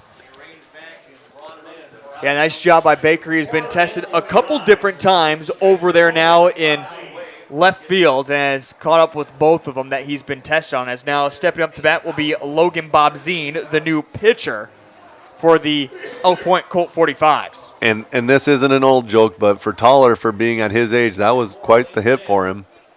Still showing off the power. And again, in some ballparks around the state of South Dakota, that one would have been a home run. Might have been a home run, yeah. Again, Cadwell is probably one of the bigger ballparks, if not the biggest you'll play in South Dakota. Can't remember the exact distance that it is over in Elk Point. I know they have a very beautiful facility where Elk Point Colt 45s play at.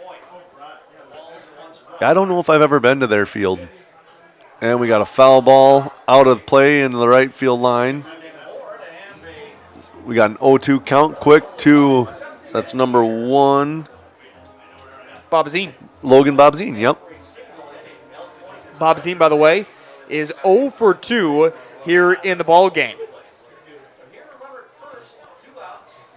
The 0-2 delivery from Denboer. Foul back off the net. Ball girl gets a little more action down there. By the way, we're now seeing 2 different pitchers warm up over in the bullpen for the Wood Ducks. So there was one just a moment ago, and now there is 2. Again, I'm shocked that Denboer is still out there. He has only pitched 14 innings coming into the state tournament. And we have a line drive into right field. The right fielder camps under it for the 3rd out. That's why he's still out there. He can get outs. He's getting outs. He's pitching efficient. After 6.5, we have the Wood Ducks 8, Colt 45s 4. Grain, they pride themselves on offering top-notch products at competitive prices. Whether you're looking for feed for your livestock or grains for your crops, they have you covered. And with their market bids, you can rest easy knowing you're getting the best deal possible. But it's not just about the products, it's about the service. Their knowledgeable staff is there to help answer any questions you may have and provide expert advice to help you succeed in your farming endeavors. Shields All Sports Store is your one-stop for everything outdoors, with local experts eager to guide you through the widest selection of brands. Your one-stop for exercise gear to get working out or fashions for going out.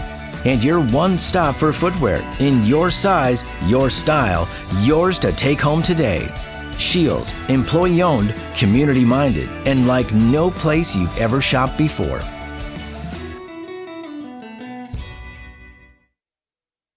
Dr. Kelly Tobin and staff at Rolling Hills Veterinary Clinic are proud supporters of high school athletics. When it comes to large and small animal health, look to Rolling Hills Veterinary Clinic. They understand how important your livestock is to you and will give you service that you can depend on. Call 539-1040. That's 539-1040. Rolling Hills is located on Dakota Avenue, across from Farm Bureau in Wessington Springs. Rolling Hills Veterinary Clinic. Being a part of Cadwell Park, as we still see Logan Bobzine, as we're going to give Tyler, a moment, he's going to enjoy some onion burgers that were brought up here to the press box, as he has yet to have an onion burger, so might as well have a little fun with it. Chow down. So you take your time, Tyler, no big hurry. As leading things off here will be Braden Odegaard. Last time up, he led things off in the bottom of the 6th inning. He tripled, eventually coming around for the first run out of 5 in that inning, but did not see this pitcher. It was, again, Bex who was out there. Bex only pitched a third of an inning, giving up 4 hits, including 4 runs, 4 earned is what he finished the game with. And now the 1-1 lifted out into center, and not seeing it is Merrigan, and this one falls in for a double. So all of a sudden, Odegaard trying to hit for the cycle. He's got a triple and he's got a double. Home run and single is what he needs. Don't know if we'll get another couple more opportunities for him. His team leads by 4, but a good leadoff hit there for Odegaard, as now Brody Herr, the shortstop, will step up to bat. Bob Zine, again, second time that he's come in relief here of this state tournament. Through 2/3 innings complete, has given up now a hit and a run, has struck out 1, as now we see Herr take the first pitch in for a called strike, 0-1 the count.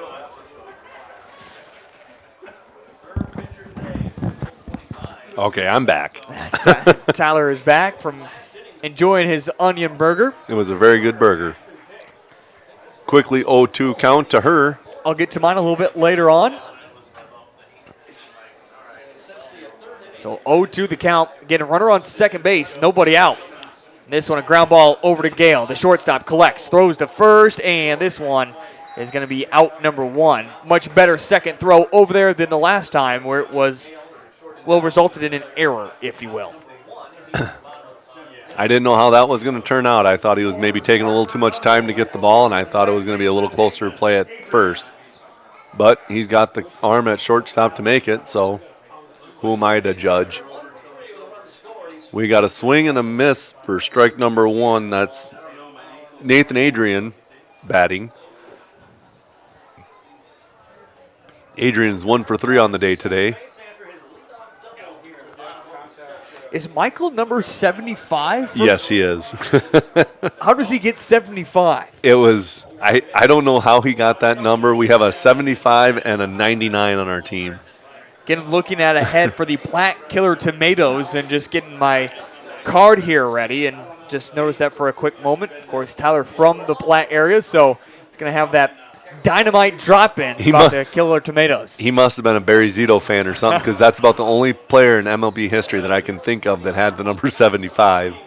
I just feel like when we order jerseys, it's 1 through 30, and then you pick one that you get. And we have a called third strike on Adrian for Bob Zine. That's out number 2. Now we have Dawson Baker, the left fielder, coming up to bat, the pickup player from Madison. He's been proven to be a pretty good pickup player for him, as he's made a couple defensive plays and had 1 hit. Or no, sorry, he's 0 for 2 this game. Yeah, Dawson Baker, again, you just mentioned, the pickup player, batting a .308, so you expect him to get a hit, and with a runner on second base, and all of a sudden 2 outs after getting the leadoff double, you would love to make something happen. If you're the Wood Ducks, you are leading it by 4, so don't necessarily need it. Oh! How about this? Baker frustrated, but he stood in there and took that like a man. He did. Don't rub it. And he was now checking. What was that? Oh, the mitt. He's got the sliding mitt on. He's ready to go. The sliding mitt comes on for Baker. Pulled it out of his back pocket there. Yep. I think he pulled that out of his back pocket before he even dropped the bat. Now we got Race Whiting, the catcher, coming up for the Wood Ducks. Bob Zine fires in the first pitch. Strike number 1 called. Again, Whiting just looking to put the ball in play, move these runners around to kind of give them a little more insurance runs. Whiting last time up got double and a couple RBIs, and now throw over to second. On called strike 2. So we got 0-2 count now to Whiting and a throwback to second, not in time.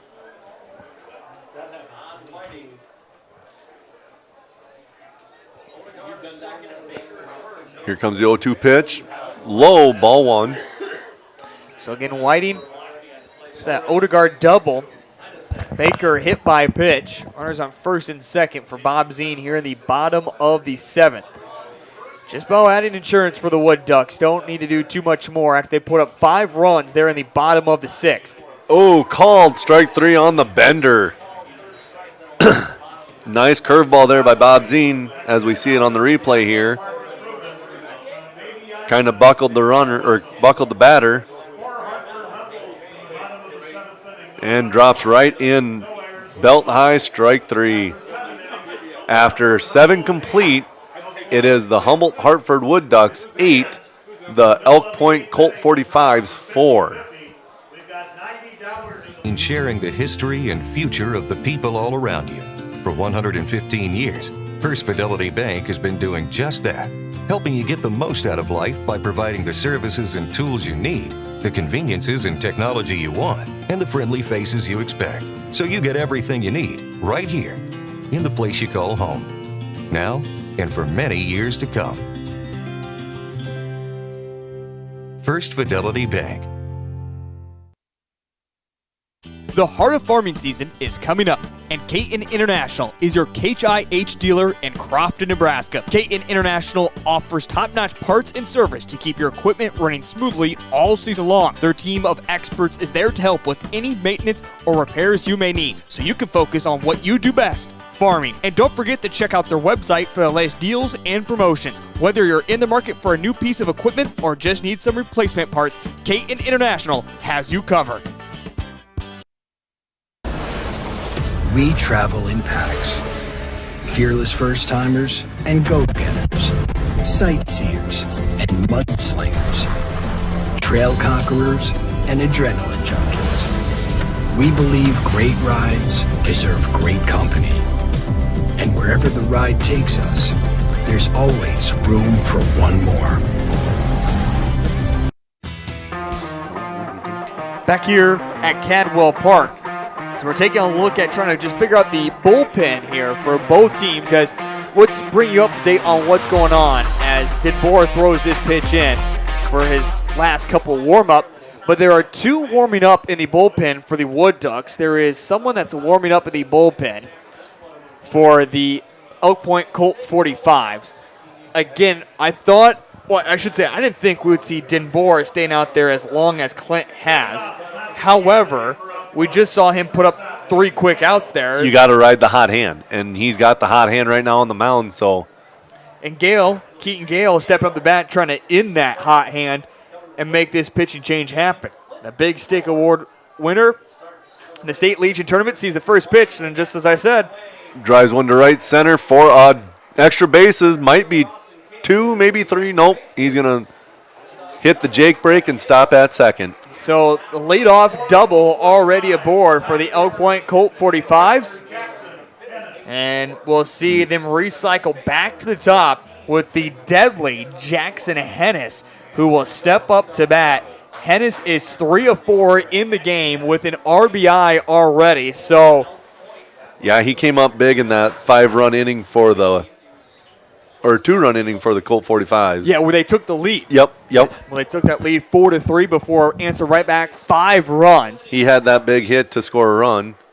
Let's see if he can do another one. Called strike 1 to Hennies. And the way he moved down, Hennis won the swing at that one and decided not to take the mark. And now we're getting a time called. Oh, I think they got to have somebody go down and protect the bullpen. Yeah, they're looking and signaling something. I think they got to have somebody down there kind of protecting.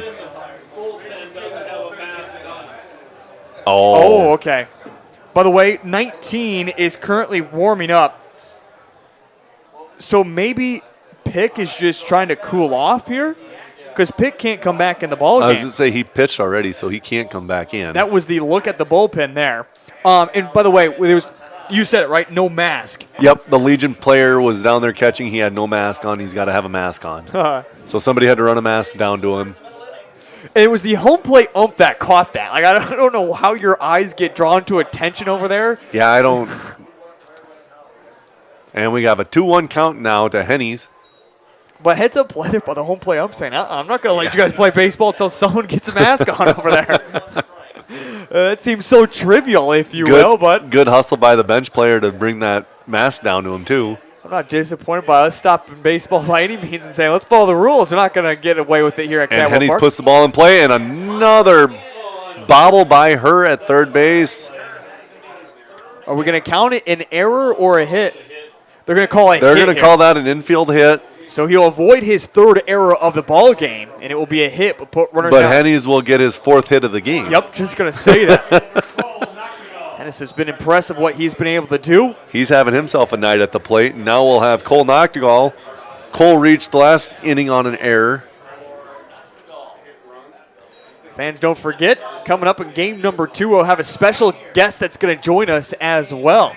Ross Simple, the athletic director from Dakota Wesleyan University, is going to join us on the broadcast and talk more about the partnership between Dakota Wesleyan University and Live Ticket TV. We look forward to Ross joining us. And, of course, a big, big matchup if you are tuning in at home thinking, all right, maybe it's almost game time for Platte and Alexandria. And we still got a little bit to go. Cole Noctegal takes high ball 1 from Denboer. And Noctegal pops one up to the center fielder. Center fielder camps under it. Gale's contested. Gale's got some speed. He gets over there without a play. So now we got runners on the corner with 1 out. Noctegal moving the runners around. Smart heads-up play by Gale to tag up on that. Noctegal has to be a little frustrated, though, in himself tonight as he is 0 for 5 in the ball game. Again, it works. You advance the runner over to third, but if you're Noctegal, you would certainly say, I'd rather have a few hits in this ball game. Yeah, the 0 for doesn't look good, but you know what? He did get on base once on that error. So he hasn't been completely out of the game. And now how about this man up the bat? Merrigan 2 of 4, 3 RBIs in the ball game. And we got a dead ball hit. And Clint DeBoer has now loaded up the bases with 1 out, and here it comes. The pitching change is going to happen. Yep, he leaned into it here on the instant replay, kind of put the arm out there. Hey, any way you can get on. Hey, sometimes exactly. Wear it. Wear it. Wear it and don't rub it. And we'll see. It looks like that. I want to say they'd make a pitching change. Both guys have come together over in the bullpen, waiting to see who's going to be announced to come out. Again, I love Clint's performance so far tonight, but he's just not that pitcher that goes a long distance. No, he's more your middle reliever, kind of your inning eater. He's a bullpen pitcher. He's gonna stay in the game here, I guess, and we'll see what happens. All right, well, Preston Faith, the second baseman, will step up. Preston is 0 for 2 here in the ball game. He has taken a walk as well. Tonight's broadcast is brought to you by Blarney's, family-friendly sports bar and grill with over 38 draft beers and an array of food choices ranging from their famous stone-fired pizza to the best burgers in the area. I know a few fans stopped over at Blarney's before making their way over here for game number 2. And I know Elk Point, Colt 45s, they enjoyed a few beers after their first-round victory at Blarney's against Redfield Dairy Queen the other night. The 0-1, this one popped up into into right field. And Gale is going to tag up, and he takes off. No play at home or at third. Both guys tag up. 1 run scores on the sacrifice fly for Merrigan. Pfeiffer, sorry, yep. Nope, Pfeiffer gets his first RBI of the ball game, and maybe not exactly what you want, but at least chips away. Hey, sacrifice fly is a sacrifice fly, though. You know, you can't get them all back in one swing if the bases aren't loaded, so you got to take what you can get. Runners now on first and third, as now stepping up will be Hunter Ingerson, the new third baseman. He started the ball game at first base. And Ingerson swing and a miss. Now that was a big league cut. Hunter, 1 of 4 in the ball game. He does, again, just have the 1 hit, and that is all. No RBIs, no runs scored for Hunter tonight. Here comes the 0-1 delivery from Denboer. Outside pitch popped up. Maybe in territory. Nope, gets over the net. And goes into the mini hands here in the crowd as the lady right there down in front, giving the best seat in the house, but sometimes it's in the dangerous zone too. She became everybody's best friend there because they all wanted that foul ball. She definitely wasn't going to grab it. She wanted nothing to do with it. No, so we got 0-2 count now to Ingerson. Pitch, swung on and a miss, and I don't even think they're going to even throw it down. Yeah, I think they're going to say swinging and call it out number 3. Well, that was the third out. I don't know what they were waiting for. After 7.5, it is the Humboldt Hartford Wood Ducks 8 and the Elk Point Colt 45s 5. Experience the enduring legacy of Castlewood Farms Elevator, a farmer-owned cooperative that has served the ag community for more than a century. Dedicated to enhancing efficiency and offering superior services, they provide a comprehensive range of crop nutrition, protection products, commercial fertilizer, and livestock feed. Visit CastlewoodElevator.com or give them a call today. Your ultimate destination for agriculture needs is Castlewood Farmers Elevator. Discover a piece of Americana at Cohen's Corner, a renowned 1920s rural gas station turned firearm haven in the upper Midwest. Since 2004, their updated store has preserved nostalgia with gas pumps and snacks for travelers alongside a selection of 2,500 firearms. Purchase in-store or through Charlie for global delivery. They buy single guns, entire collections, and offer trades. Whether you're a collector or looking to sell, they've got you covered. Cohen's Corner, proud sponsor of Castlewood Youth Athletics and Events. At Heartland State Bank, our customers are at the center of everything we do. Heartland State Bank is a family-owned community bank and here for you. We have an experienced lending staff for fast, local decisions. Heartland State Bank offers competitive rates and is proud to provide uptown services with a hometown touch. With 4 locations in Redfield, Tulare, Wessington, and Highmore, we aspire to support the communities we live and work in. Heartland State Bank, member FDIC. And we are back live from Cadwell Park in the bottom of the 8th inning as the Humboldt Hartford Wood Ducks will come up to bat with an 8-5 lead. Leading things off for the Wood Ducks in the bottom of the 8th is number 4, Camden McDonald. We got a 0-2 count now to McDonald.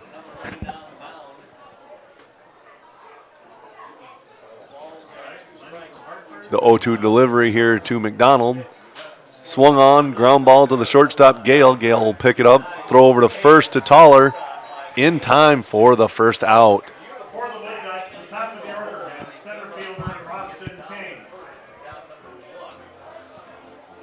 On the mound for the Elk Point Colt 45s is number 1, Logan Bobzine. Now up to bat is number 5, Austin King, the center fielder now. Strike 1 called to King. Tyler, just out there amongst the crowd, it is getting very, very packed here. You know, it always seems to bring a big crowd when you got 2 teams from the same league coming up to play each other with Alec and Platt. I know it gets busy up here in the broadcast booth as well. A few different radio stations join us here in the area. And the one here for the Wood Ducks. I mean, it's a packed house kind of anywhere you go. Which makes it a way better atmosphere for baseball. Oh, absolutely. Absolutely. You know, you gotta love the crowd. Even the heckling, you gotta love it. Trust me, when I'm umpiring, you can hear the crowd, you can hear everybody chirping at you for a bad call or a call that they didn't agree with, and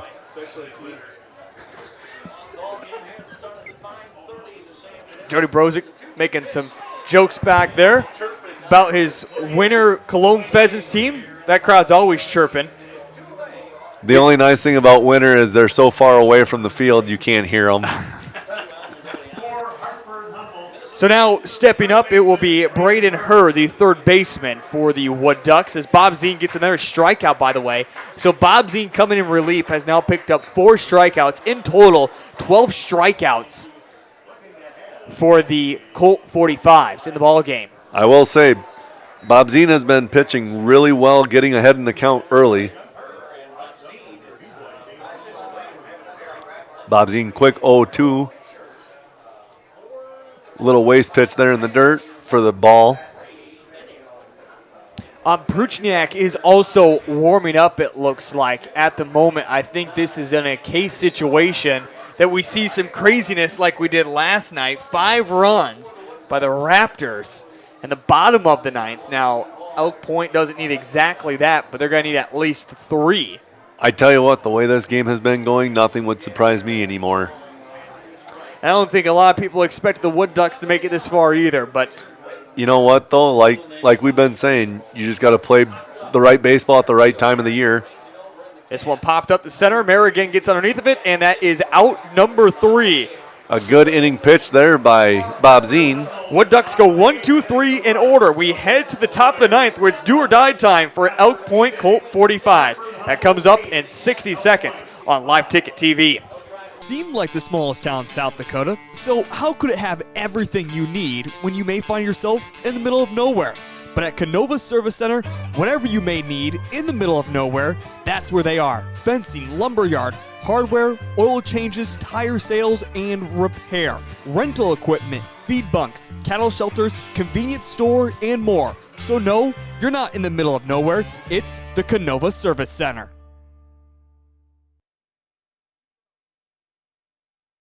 We're your local one-stop shop. This is Angela, owner and operator of Amcoda Farm and Home Center. From the DIYers, fixer-uppers, to contractors, we have what you need to get the job done. Building supplies, Valspar paint, and tools, Crystal X tubs, fencing supplies, and bog boots for your farm needs. We know how busy life can get. We offer delivery to make your life easier. Amcoda Farm and Home Center on Dakota Avenue in Wessington Springs. Big city value, small town.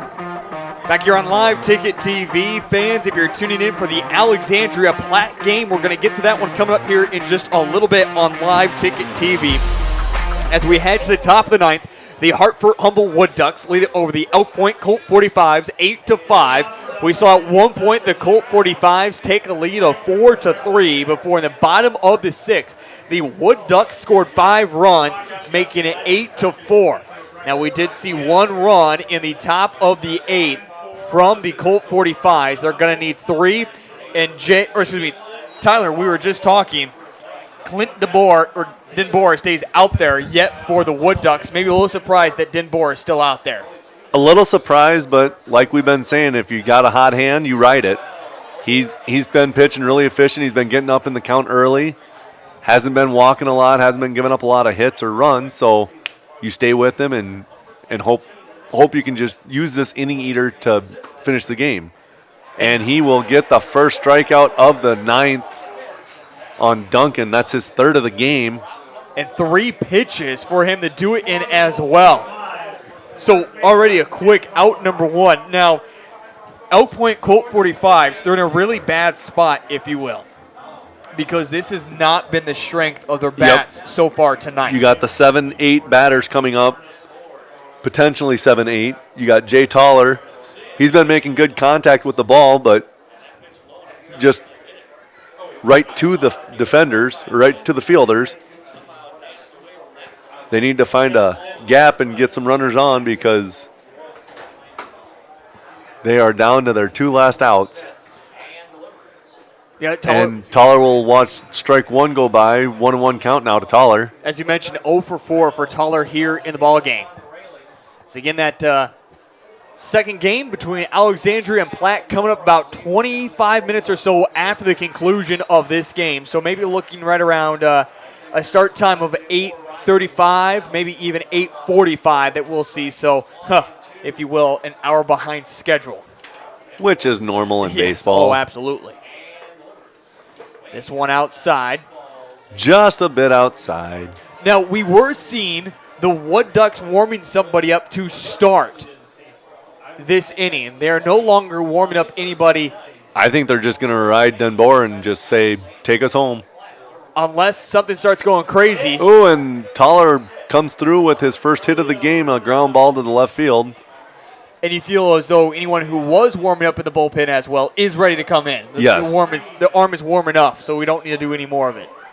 And Toller says, I want to run. No, I don't. So we got number 14 coming in to run for. That's Briggs Preeb coming in to run for Toller. Second time he's done that for Toller here in the ballgame. As now stepping up to bat will be Bob Zine. Again, Bob Zine is also 0 for 3. If you can get to Keaton Gale and recycle it back to the top of the order, you could have the Colt 45s cooking with some ammunition. And I'll say, Bob Zine's due. He's been putting the bat on the ball. It's just going right to the defenders. I feel like he's due for a hit here. And with the speed on second or first, I would almost rule out a double play. First pitch, Bob Zine goes swinging at. Fouled back to the bricks. 0-1 count now to Bob Zine. Tonight's broadcast is brought to you by Tabor Lumber Co-op. Tabor Lumber Co-op is dedicated to providing their customers the product, services, and expertise to make the data-driven decisions to benefit their operations. They're also a proud sponsor of the Tabor Bluebirds, a team that was the district champions of the South Central League that got bounced in the first round by Castlewood. Castlewood, one of the toughest ways to lose last night here at the state amateur tournament, if not the toughest way to lose. Well, you said avoid the double play. Here's one. Throw over at first is not in time. A lot of speed there. You're right. I was right on the speed. I was wrong on the player. I said there was a lot of speed on the first base, but Bob Zine proved me wrong, and there was a lot of speed on the first base. And that the ball went straight to Adrian, the second baseman. Didn't even have to make a move to pick it up. So now Keaton Gale to keep the season alive for the Elk Point Colt 45s, down 3 runs and a runner on first base with 2 outs. This one is out, and then it's going to get away from Whiting. But no advancement by the runner because that run does not mean anything. Nope. If anything, if you would get caught stealing, that would end the ball game. Again, if fans are making their way here, going to be packed. If you're tuning in for that Platte-Alexandria game coming up probably around 8:45 is when we can expect first pitch between the Angels and the Killer Tomatoes. The 1-0 to Gale out into center field. Underneath of it is King, and that will end the ball game. And the Wood Ducks come from nowhere to win 8-5 over the Elk Point Colt 45s, advancing to the third round. 4 wins, including in the district tournament for the Hartford Humboldt Wood Ducks. You wouldn't expect them to get to the quarterfinals, but they have done so, defeating in the first round the Menlo Mad Frogs 4-2, and now getting the win 8-5 over Elk Point. And the Wood Ducks are on to the quarterfinals. It started off bad, Tyler, a couple pass balls that resulted in runs for the Wood Ducks. And then from that, they were able to get the bats going. They killed the momentum of the Colt 45s by answering 5 runs there in the bottom of the 6th. And from there, coasted to this victory. Yeah, and very, very, very efficient pitching for the Wood Ducks. And errors on both sides. 3 errors for both teams. I mean, that's going to get you every time. Coming on and getting the win in relief action, Clinton Denboer gets his first win of the season, going through 4 1/3 innings pitched, gave up 7 hits, 3 runs, 1 earned, and struck out 4. Taking the loss tonight will be Isaac Beck, pitching a third of an inning, giving up 4 hits, 4 runs, all earned in the ball game for the Hartford Humboldt Wood Ducks. But in the end, the Wood Ducks punch their ticket on to the quarterfinals. Tyler, anything else? Nope. I said it was going to be a good scoring game, and it was, but just not really a clean game. hopefully this next game will be a better, clean game for both teams. Pretty familiar with each other. They've played 3 times already this year. This will be the 4th. So we'll see who can come away with the victory. We will save the rest of your thoughts for later on because we're going to step aside. When we come back in about 10 minutes or so, we'll give you the preview of the Platte Killer Tomatoes taking on the Alexandria Angels. That is on the way here on Live Ticket TV.